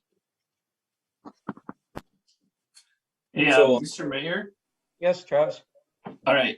So first, let me go back to, you know, I need to rephrase a statement and saying that I don't want to paint the picture that Joe thinks the license is worthless. he just doesn't feel like it holds value. So I just want to make sure that that's clear. In regards to April's contact with them, I wish they had mentioned something like that to me. At this point, I guess for me, I probably would not be in favor of that, but that's just my thoughts. I think we've come this far. We have a new public safety building that in the long run is going to need our help. And I think this is the one way that we can do that. So, but I appreciate that you reached out to them, and I just don't know that I would be in favor of that at this point. Thank you, Councillor Vaki. Also, I was the one, just to reiterate what I just said, I was the one that brought it to them. So they wouldn't have brought it to the meeting that you guys had. So thank you. Mr. Mayor, Yes, Marty. based on what they offered to buy our ambulances, and by the way, I have a car, a 2005 Impala that I bought for $4,000. So for them to say our ambulance is only worth $4,000, I think is also insulting. But what do you think their offer on buyback would be? I bet it's going to be extremely high. This is a negotiation, and we need to understand that they are making tactics and negotiations. What do you think? They make a low offer to buy it. What do you think a buyback offer was going to be? It's going to be huge. I bet they would come back with, oh yeah, you want to buy it back from us? How about it? I'm not going to throw a number out there, but I bet if it's more than $24,000. So this is just inconsistent. I believe it's just negotiating tactics, and I think we just need to move on. I think it was more so me, Councillor Halverson, that was the negotiating task. If you want to say negotiating task force, I guess, or not maybe task force, but I feel that they did not give us any numbers or anything like that, but they did suggest, if we did go to the table, that we'd have attorneys with, so things would be fair, figure out fair, equitable number. And I also had just wanted to touch on, I did get some more information on numbers that we would be saving. Not only did I speak to the Sertiches, but I also spoke to Eileen. I know. Sorry. We'd be saving $114,000 a year, and we would be saving $140,000 every 6 years. That's just saying if they took over the services for the complete services. Thank you. Council, so the item Adam brought forward on behalf of the board is to notify Longyear Incorporated that the current contract expires 12/31 and that won't be renewing it at that point, I think is what he's looking for. Right, Adam? That's correct. I'll make that motion. Okay. Is there a second for Adam's motion? I'll second, Marty. Thank you, Marty.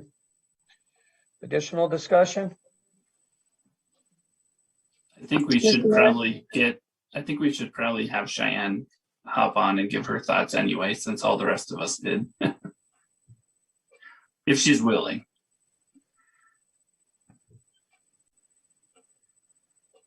Thanks, Travis. I didn't want to call her out. I figured she would jump in if she knew what to say. My brain is just swirling right now. This has been it's been a wild ride, this ambulance service conversation. So I don't know.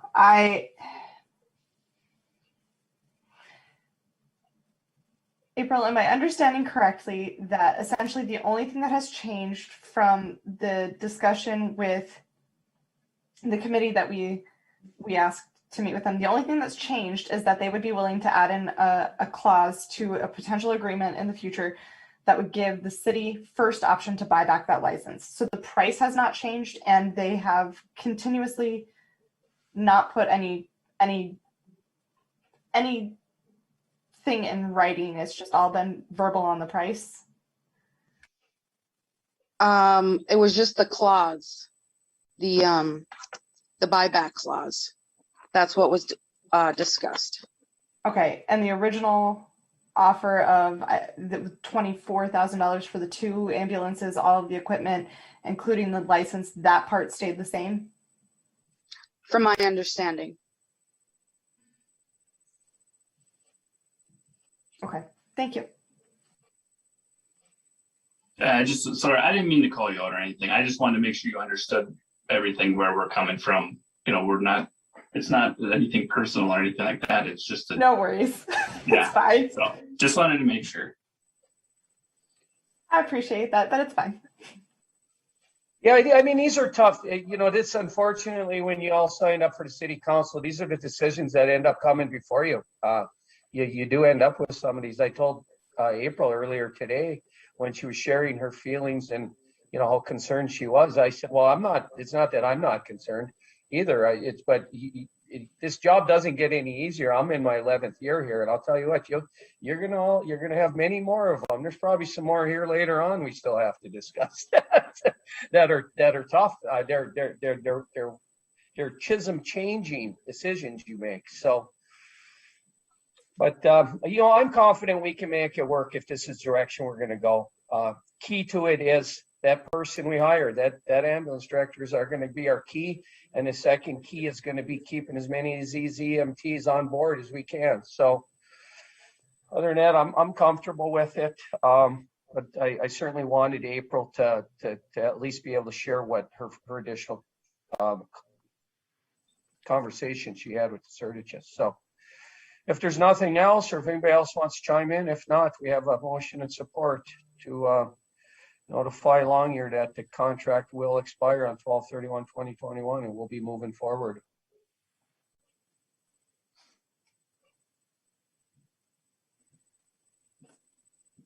Margaret?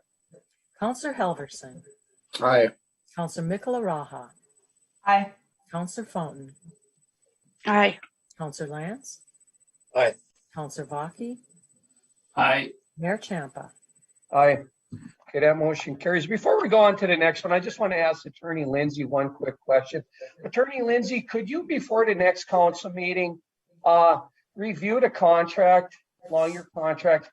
Because we're going to probably have to talk about that building that Longyear operates out of it soon too, okay?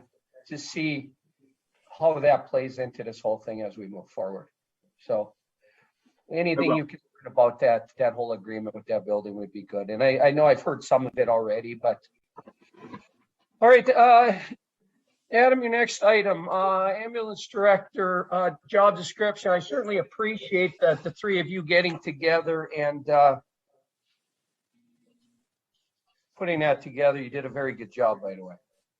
No, thank you. It's probably the longest job description that's in the city folders. There's a lot of copying and pasting. Like I said, I took a lot from the city of Wabasha and the city of Elgin. Through our conversations, we also thought that we should incorporate the emergency manager into that position also. It really makes sense. That's natural disasters, floods, tornadoes, twisters, obviously. The ambulance is going to be highly involved with that. And, so I think that would be one position where we can kind of incorporate them and have a properly trained individual who's always going to be, at our disposal. Larry, thank you very much this morning. You got back to everyone and with your thoughts, and I totally agree. And that's what I'm looking for.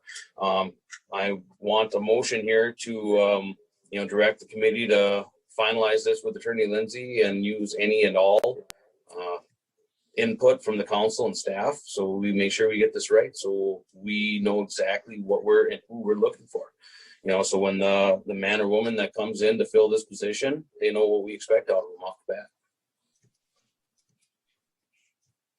So I'll make a motion to direct the committee to work with Brian and take the input from council and staff and bring this back at the next council meeting for approval and posting. Thank you, Adam. Support. Thank you, Travis. Further discussion?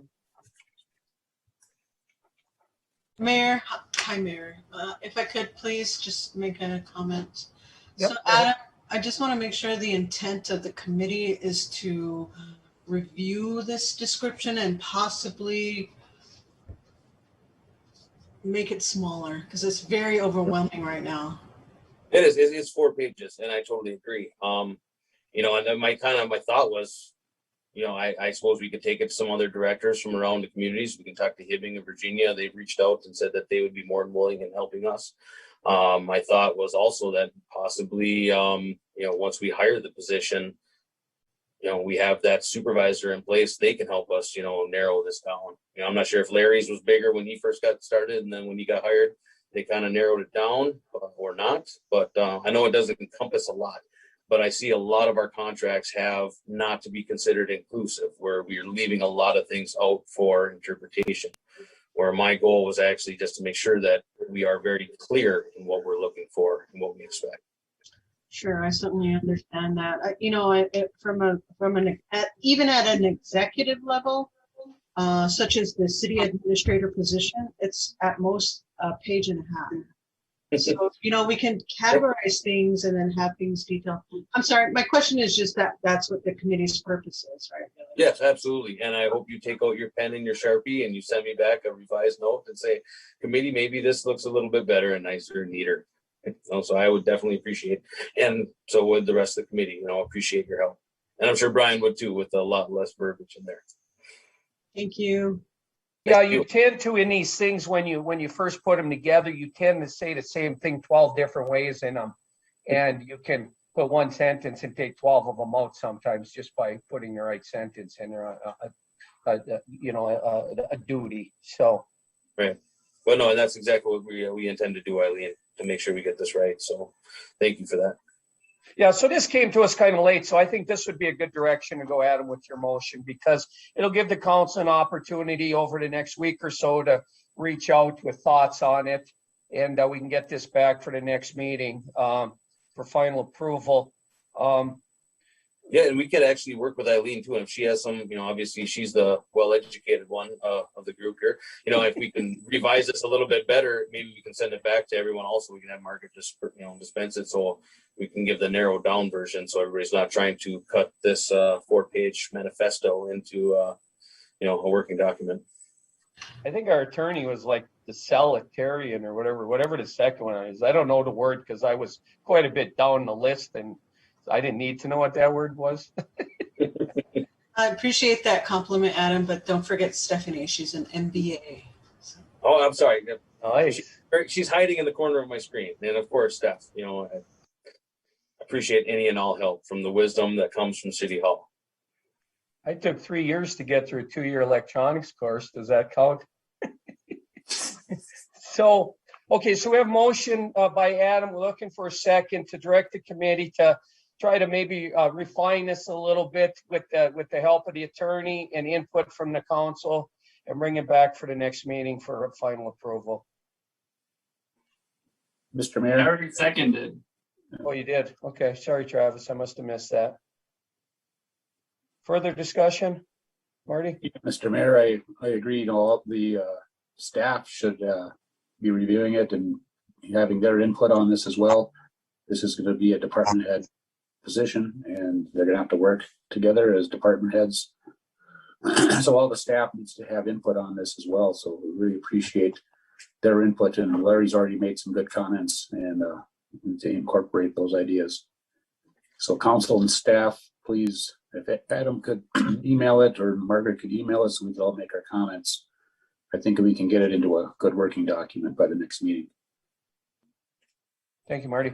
Margaret, just a note to self for us for the next meeting too. You know, one of our items will be a hiring committee and one will be the job posting to go along with this. So just a note. And then actually I have another item there that I'll bring it up. No, I'm going to bring it up right now. I'm going to forget. And the other part of that is in the next meeting, I want to talk about setting up a meeting with all the EMTs. just a roundtable discussion. So just put them a note for next meeting, Margaret.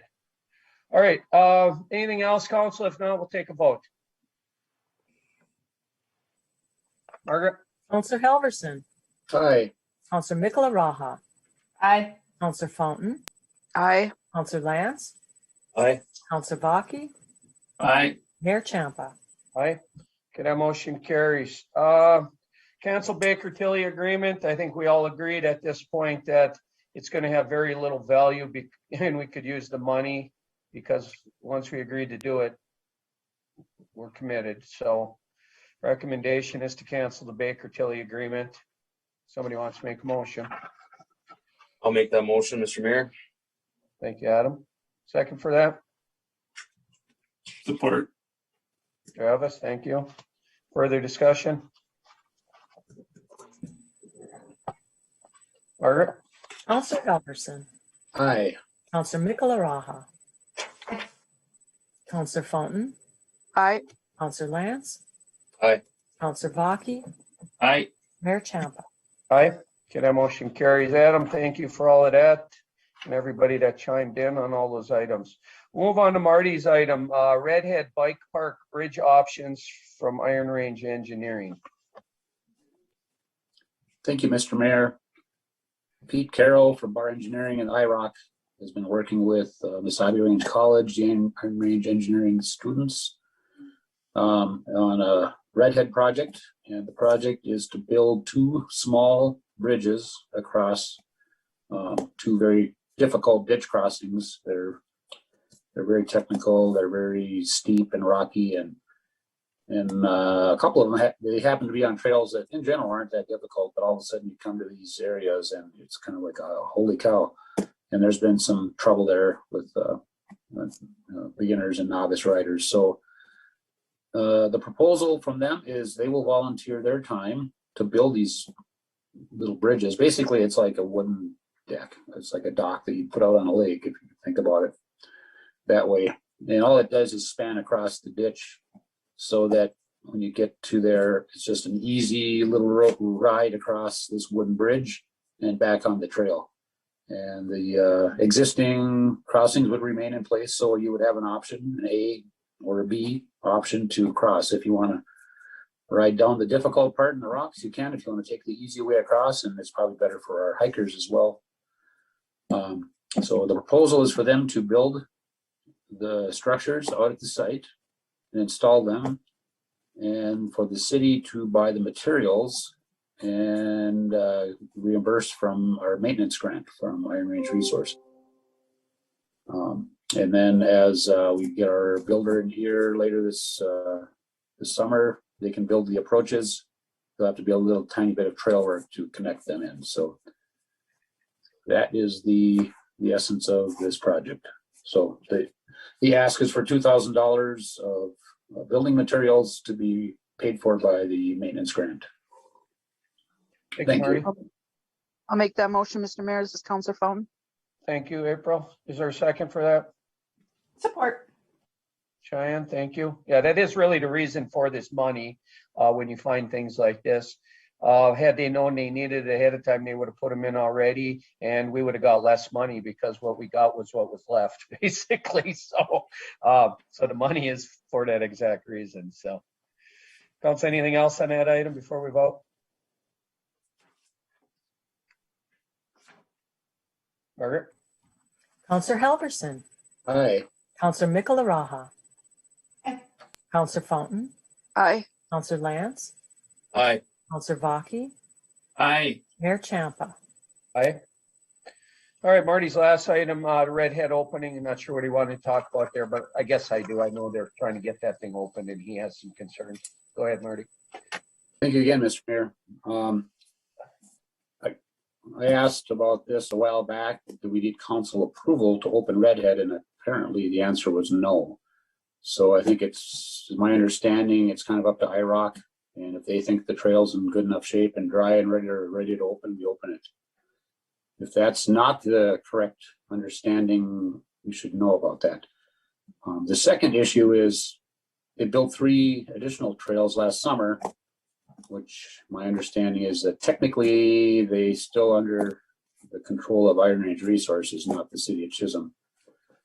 Two of those trails are in excellent shape. They're ready to go. In fact, one of them is probably the best mountain bike trail in Minnesota. There's no trouble there at all. It's this rim trail where we have all the soft clay, and that should not be open. It's just not ready. I was out there and I looked at it, and it's going to have to get some work by the builder before we'd even consider opening that. But the other two are good. If we need a motion to open those two, I would propose that we move to open at least the Zen Trail and the Tough Mama Trail along with the rest of the park, or when the rest of the park opens. But keep the rim trail closed until it's fixed.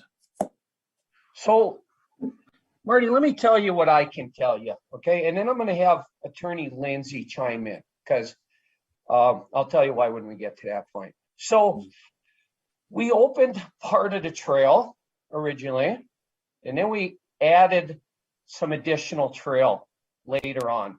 And when we do that, we had to do like a contract. Then we had to do like a Exhibit 2 contract. We had to redo it again, okay? So I think best case scenario for the city, and all that, well, we can have Brian chime in on this, is to not open the new stuff until it's all ready, so we don't have to do this twice. I don't know that. I'll let him answer that. But let me go, so we'll think about that for a minute. But as far as the stuff that was open last year, my opinion, and I hope it's the opinion of the council too, that, like I told you, we basically, IROC is our extension to the city's arms to watch over that trail for us. They do the maintenance on it on our behalf. They close it when it becomes dangerous for rain, washouts, because winter shows up.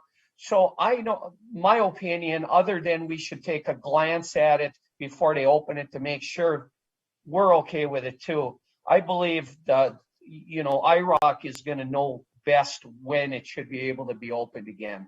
But I do agree, somebody like yourself that is a representative should take a ride around it one time. You ride anyway, make sure that when we open up the existing trail that we're good with it as a city. As at least one council person or Larry or something take a look at it. But I'll let Brian just kind of talk to the whole contract. I don't recall, but I believe we had to make this contract to get it open. Then we had to adjust it to open up some more. So if we try to open it up in phases, we're adding a bunch of more steps, more work for the attorney and whatnot. Brian, can you talk to that at all?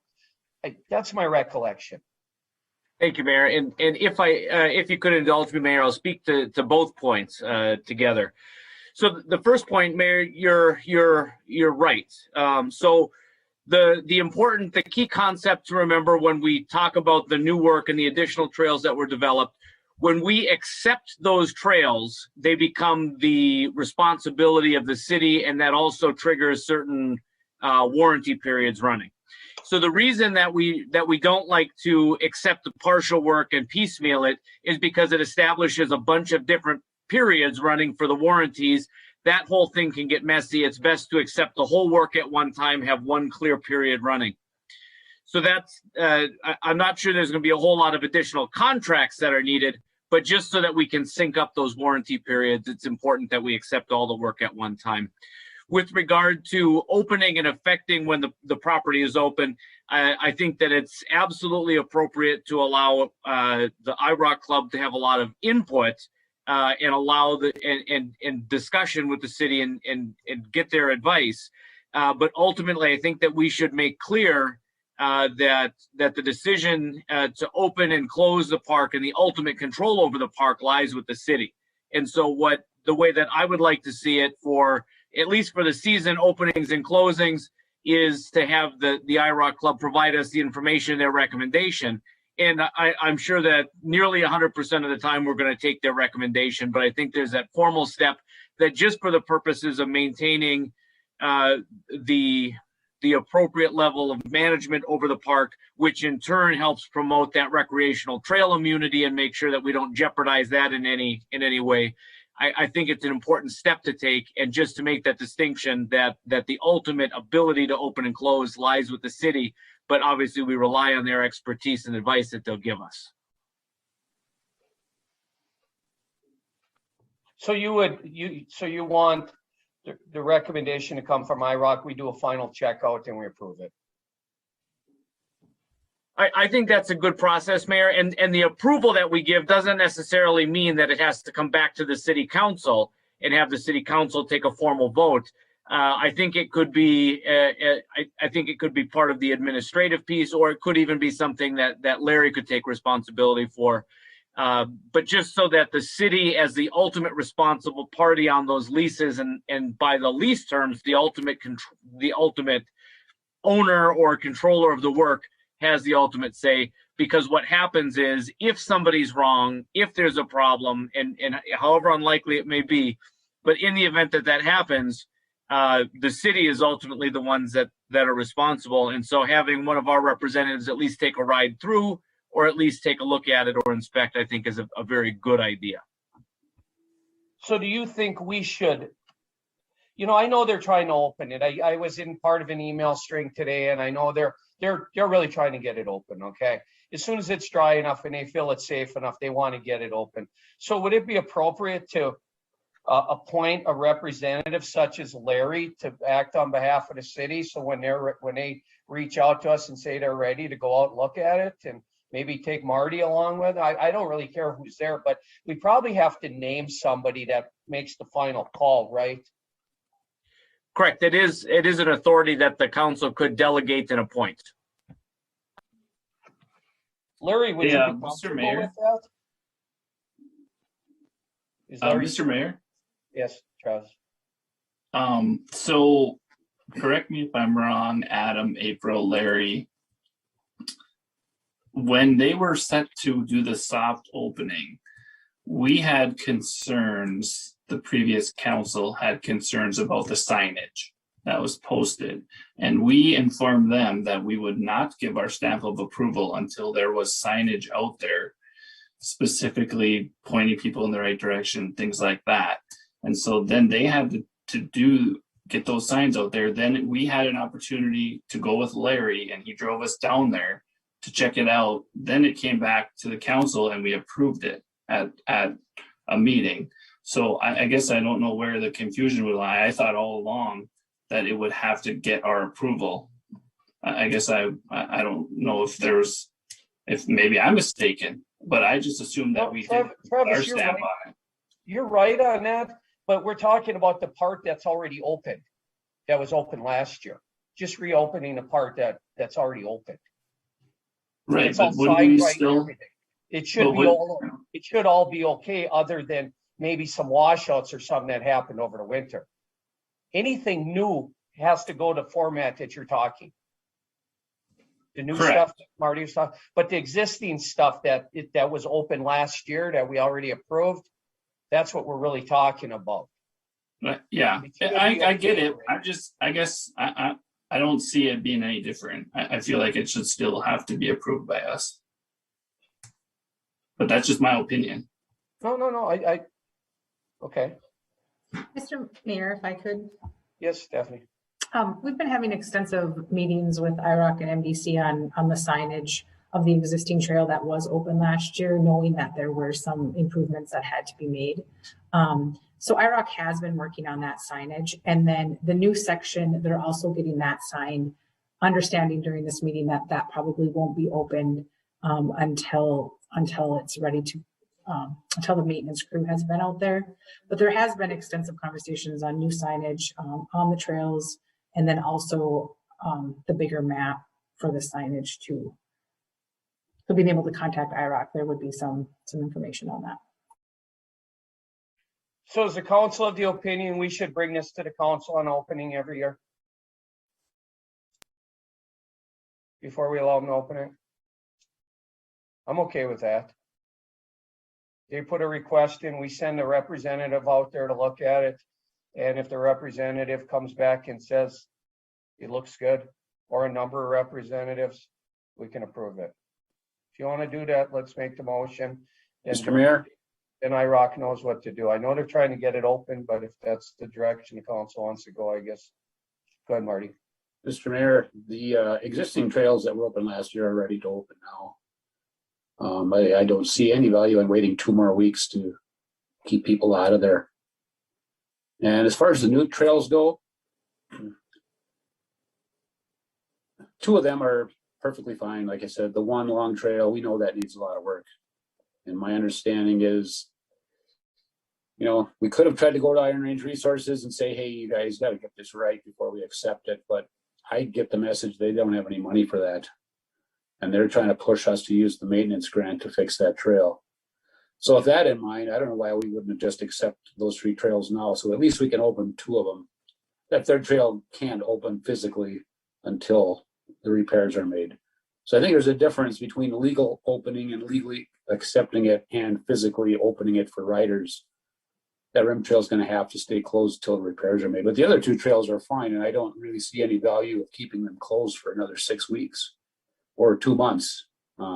Those trails are just fine. I was out there, there's no issue. In fact, like I said, one of them is probably the best mountain bike trail in Minnesota. And for us to sit here and keep it closed for 6 more weeks over,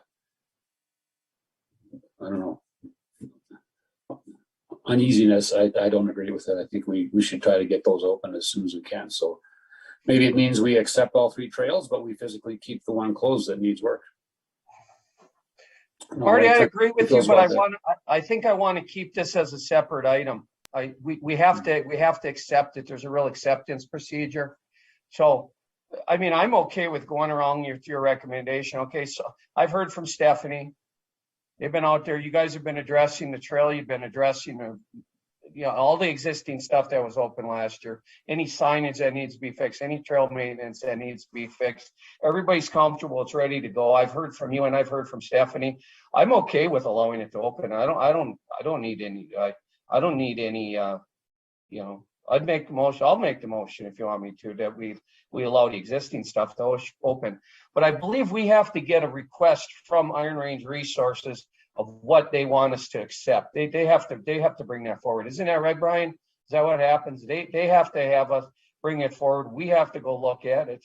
And if you want to accept it all, knowing that we have to repair it with our maintenance money, I don't know that I'm in agreement with that, actually. I don't know.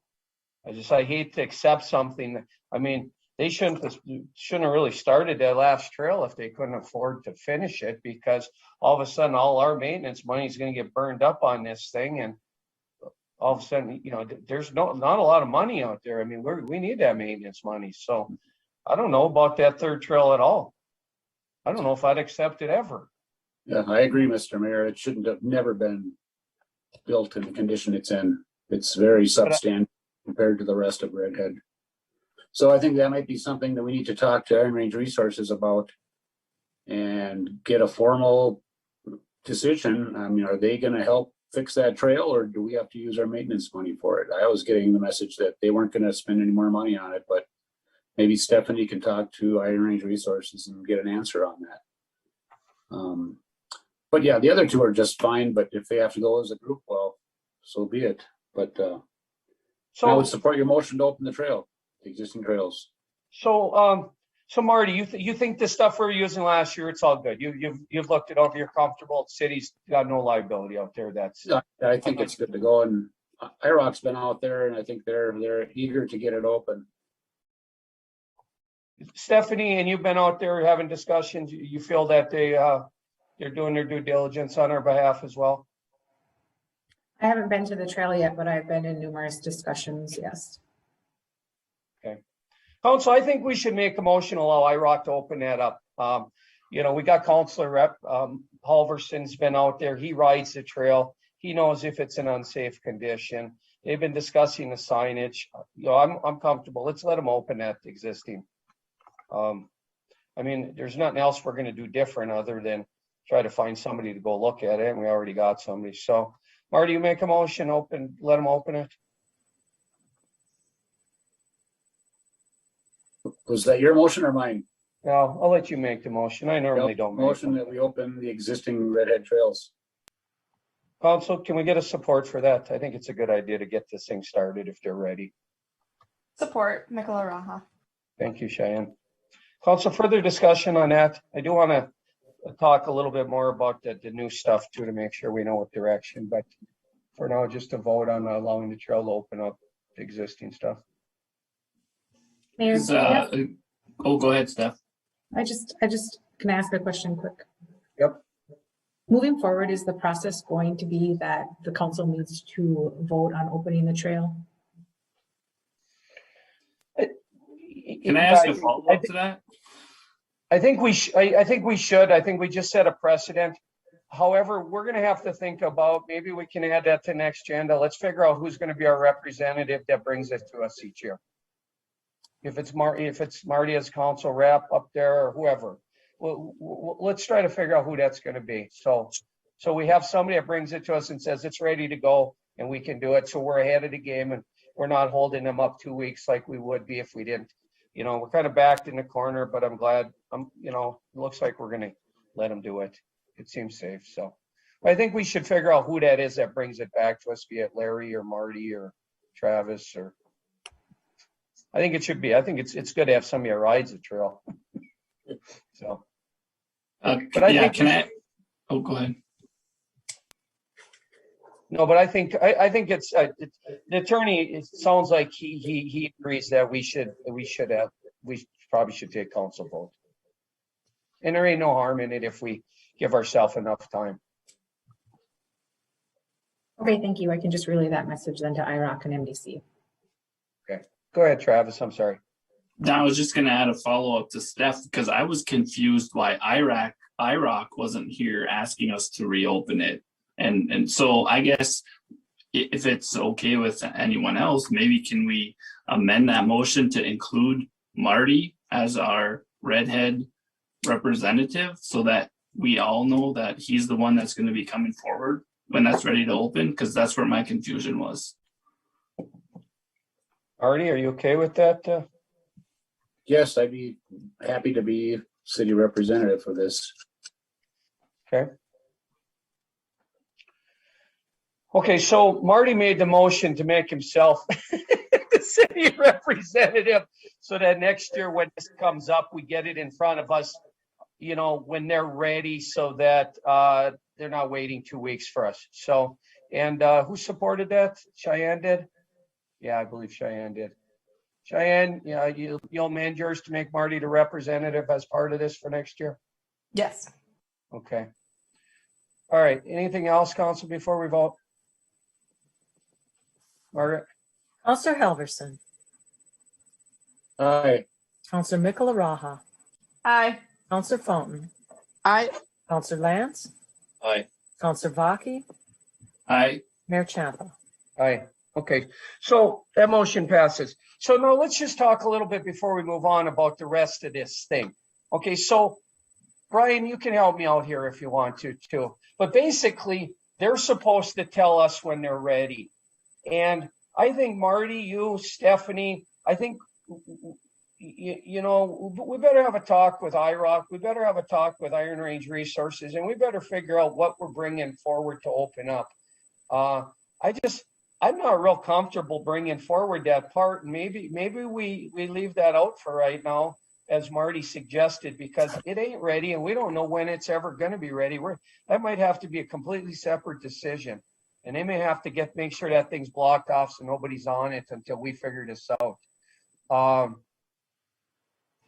Brian, thoughts on that? I mean, it sounds like the only thing we could bring forward would be the two trails Marty mentioned. And maybe we have to leave the other one behind and have further discussion about it. And then, once it's brought forward, we'll check it out. We'll bring it back for a final vote to accept it. I know we wanted to parallel all the warranties, but that other warranty may start a year from now. So thoughts on that, Brian? Is that okay? And Mayor, based on the comments and based on what I'm hearing, there is absolutely nothing wrong with accepting the two trails that are in good condition to allow those to get opened. We've got as just kind of a technical matter, I think we want to talk to Iron Range Resources, make sure that they're tendering those for acceptance. once we accept those 2 trails, then we're good to go.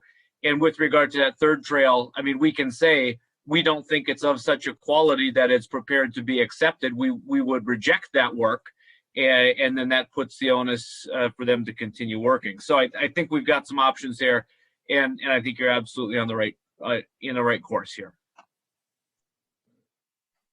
So Marty, Stephanie, so I guess when you feel those 2 trails are ready, we'll have to bring them forward for acceptance. We'll figure out how we do that. So if that's at the next meeting or whatever, let's get them here.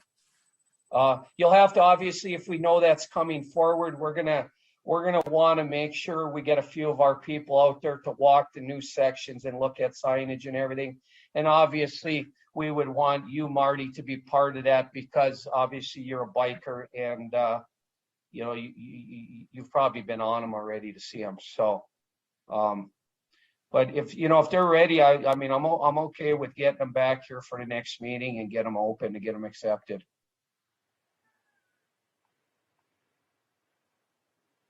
Is that okay?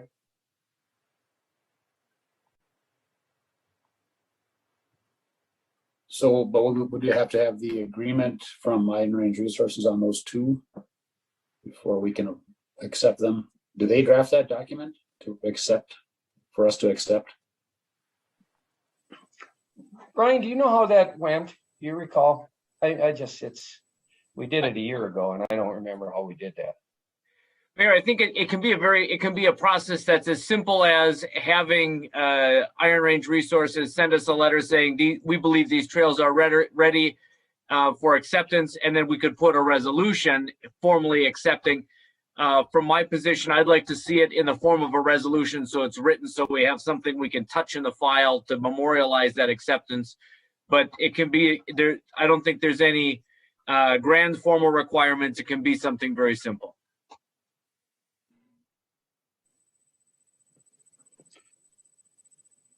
So Marty, to help extradite this, if we know that we're going to try to get this resolution to the next meeting, we're going to want to do the walkthrough so that you and whoever else can basically testify to the council that you've reviewed it, you reviewed the signage, so that the council's comfortable accepting those.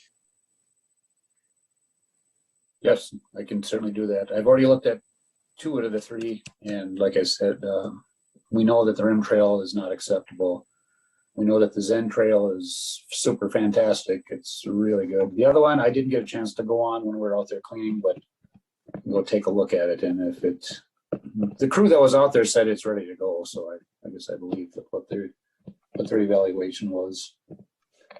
All right, well, let's get that back to us and we'll get that approved. Goes to at least to 2. All right, we'll move on. Marty, thank you for your items. We'll move on to Eileen. This one's kind of cute. This is why I asked how much it takes to repair a city block, but we got a donation. Good evening, Mayor, members of council.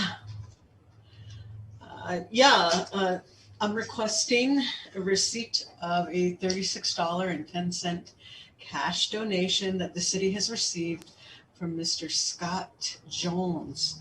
This money was raised during an event called the Scott Jones Hug Extravaganza, which was held at Sidelines for the specific purpose of addressing potholes. Nice. We should make this a thing. Should happen every night, everywhere, and we can actually raise some real big money. So council, we need a motion to adopt resolution 0421-45, accepting that donation for potholes, and Larry will be able to buy a little extra black stuff. Fill them in. Motion. Support. Motion by Adam, seconded by Marty, I believe. Further discussion? Yeah, if I find the Scott, I owe him a hug. You throw your buck in the pot when you do, by the way, too. Make sure you wear a mask. All in favor? Oh, Margaret, sorry. Counselor Halverson. Aye. Counselor Michelaraha. Aye. Counselor Fountain. Aye. Counselor Lance. Aye. Counselor Vaki. Mayor Champa. Aye. That motion carries. Thank you, Eileen. All right, we're finally to my items. We'll whip these right out. So as you're all aware, I made you aware that Liza reached out to us, told us that out of our 6 candidates we were going to interview, that the top 3 had backed out. She recommended we take a 3-month pause, let the field of candidates change. She didn't feel like we should jump right back into it. I think the proper thing to do if we're going to do that is declare a failed search. I think for legality purposes, that'd be the correct thing to do before we start again. So my recommendation would be to declare the city clerk treasurer administrator position a failed search at this point, to be revisited most likely in 3 months. I'll make that motion, Mr. Mayor. Okay, is there a second for that? Support. Thank you, Adam, and thank you, Travis. Further discussion, council? Margaret? Counselor Halverson. Aye. Counselor Michelaraha. Aye. Counselor Fountain. Aye. Counselor Lance. Aye. Counselor Vaki. Aye. Mayor Champa. Aye. Okay, that motion carries. Council, after I was this was brought to my attention by Stephanie, who was acting as our middlewoman between Liza and us, helping the process. I sat down with Eileen and Stephanie and asked a very simple question. Can we do this? Can we take a pause? And they had already thought about it before I could meet with them. And they felt actually that they were more comfortable trying to figure out how to move forward with this pause than putting the council in a position where we might accept somebody that because we felt we needed to.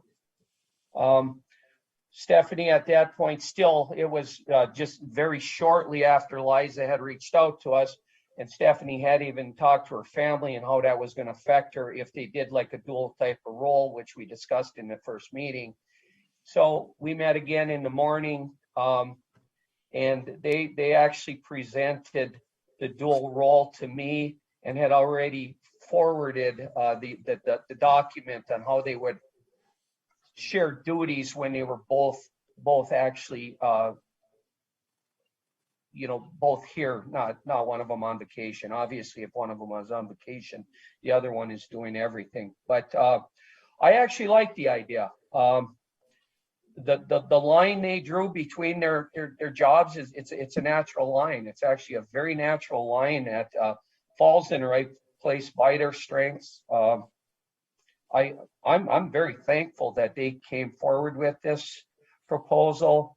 Eileen was okay with staying with that $100 step up, and Stephanie would just fall into that $100 step up.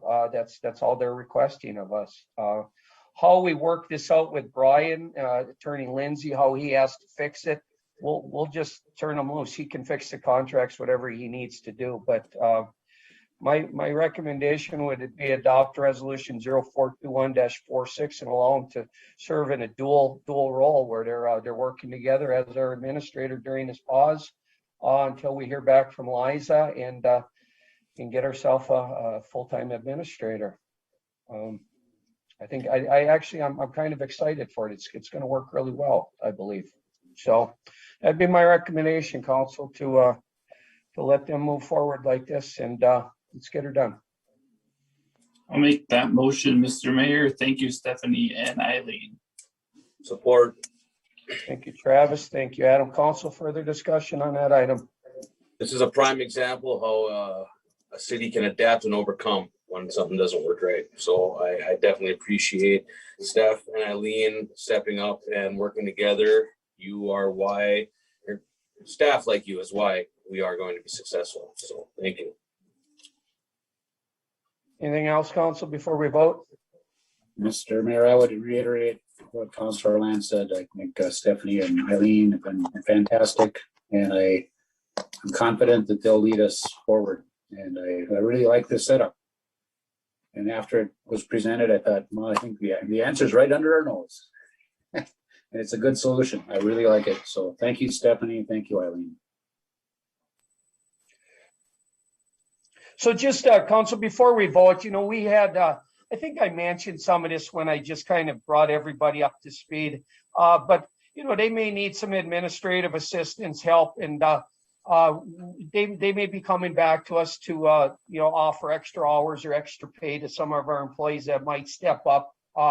One that was brought forward was Christy Castaneri because of her, ability to do the work and that she's part of the confidential group already here as opposed to bringing somebody in. So I told them as needed, if they need something, you let me know, we'll get it to the council. So yeah, I certainly appreciate them stepping up. So council, if there's nothing else, we'll take a vote on this. Margaret? Counselor Helverson, Aye. Counselor Mikla Raha, Aye. Counselor Fountain, Aye. Counselor Lance, Aye. Counselor Vaki, Aye. Mayor Champa. Aye. That motion carries. Congratulations, Stephanie and Eileen. Appreciate you guys. All right, moving on. Appointment to CDBG. Let me get back to the page here.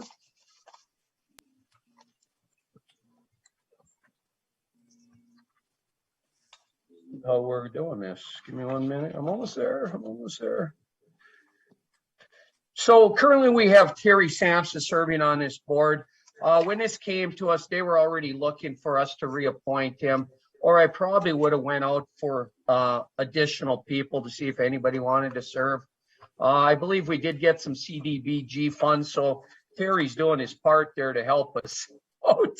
So my recommendation would be to put him on for his additional 3-year term, in which case I think CDBG throws him off anyway, and we'll have to find a new candidate. So that would be my recommendation. Great guy. He serves on our airport authority as well. So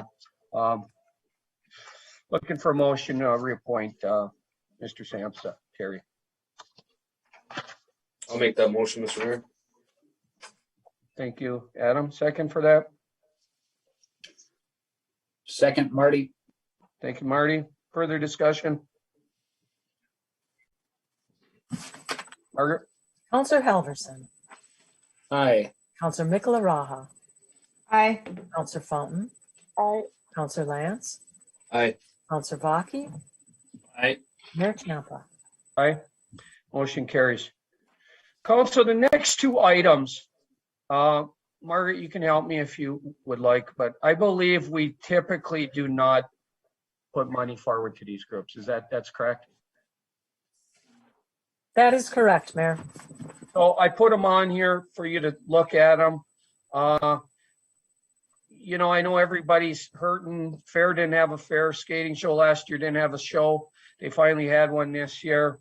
My recommendation, because there's so many groups that are hurting, that we probably should, we probably have to pass on this. It's just, if we donated to everything that needed money right now, we wouldn't have any money. So, Mr. Mayor. unless you'd like to. Go ahead, Adam. Okay, I don't know if when I reached out to my assistant chief on the fire department, because he's very active with the skating show. Were they actually looking for money, or were they just wanting to share their information from the skating show? I believe was their purpose here. So more of a communication of what they've been doing. Yeah. Okay, I guess I didn't know. They mentioned donations and stuff from the community, so. And then obviously the fair wants us to do a sponsorship of some kind. So, Council, if there's nobody, if we're just going to accept these into communications and put them in their proper order, we can move past both of them. Like I said, we could certainly, when the fair's on, look at in-kind services to help them out, maybe with garbage or something. I don't know. We can talk about that when we get there. They're always looking for a little help from us for in-kind when they're operational. So if we don't have anything, we'll move on. All right, let's jump down to number 7, request from Todd Schnorr, the Schnorr Mud Fest, Fishing with Vets. He'd like to add fireworks to his whoops, I think I lost you. Give me a minute. Am I still on? Okay. All right. I accidentally set my pocket down on the keyboard. Don't do that. So Todd would like to add fireworks to this celebration as well. I think that would be great from my standpoint. We've done things like this in the past. He's got the hours. He'd have to close the bridge a little early to set up and take a little while to take down, 3 p.m. to midnight. Barricades 420 feet basically on both sides. So pretty much close the bridge a piece during that period. And we'll have to detour people around the lake, but anybody that's here knows how to get around the lake anyway. So recommendation would be to allow Todd to do this.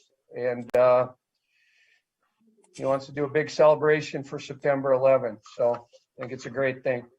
Be a good addition to that event. So recommendation would be allow him to do that. Make the motion to allow that. Support. Thank you, Travis. Seconded by Adam, I believe. Sure. My two guys that like to have events. Further discussion from the council? Thanks, Mr. Schnorr. I mean, that's awesome. Thank you very much. He may be bringing one other item to us. He's trying to see if he can get a band for that night as well to keep people up there till the fireworks go off and stuff. And he asked me about it. I said, well, we did create a citywide event, but we may have to address the noise issue or something on the council. So I said, if you get to that far, we'll talk about it and decide if we have to make a decision. So, council, anything else before we vote on that item? Mr. Mayor? Yes, Cheyenne.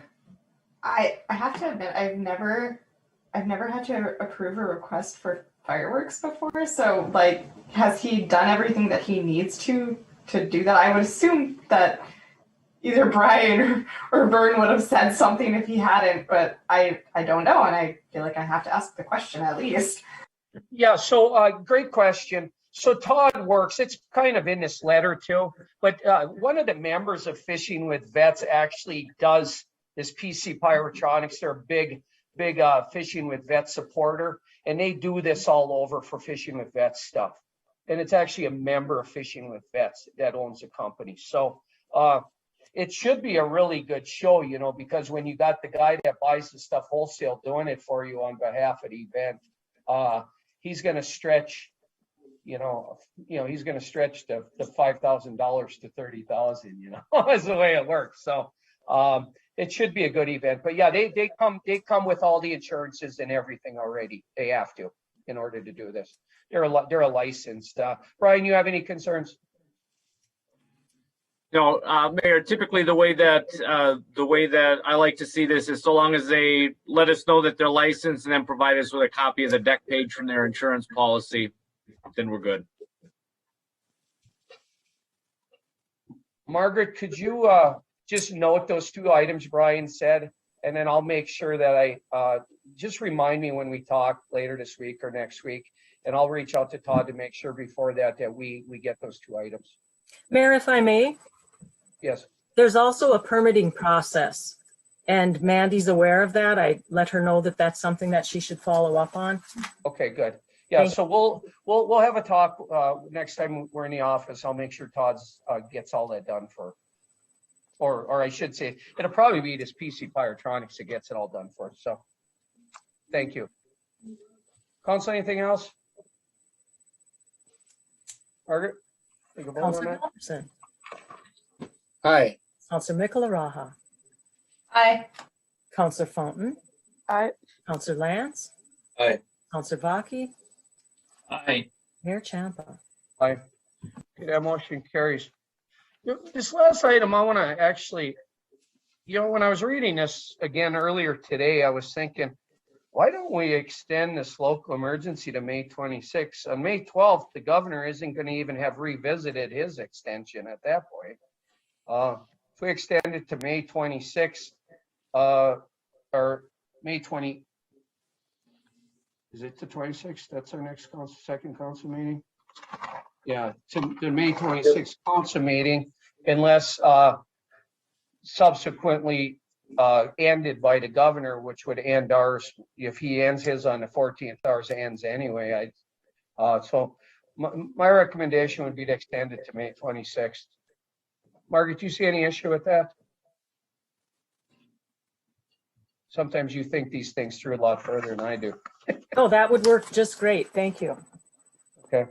So council, that'd be my recommendation, extend it to May 26th. Take the motion, Mr. Mayor. Thank you. Second for that. Support, Nicola Raha. Thank you, Cheyenne. Further discussion?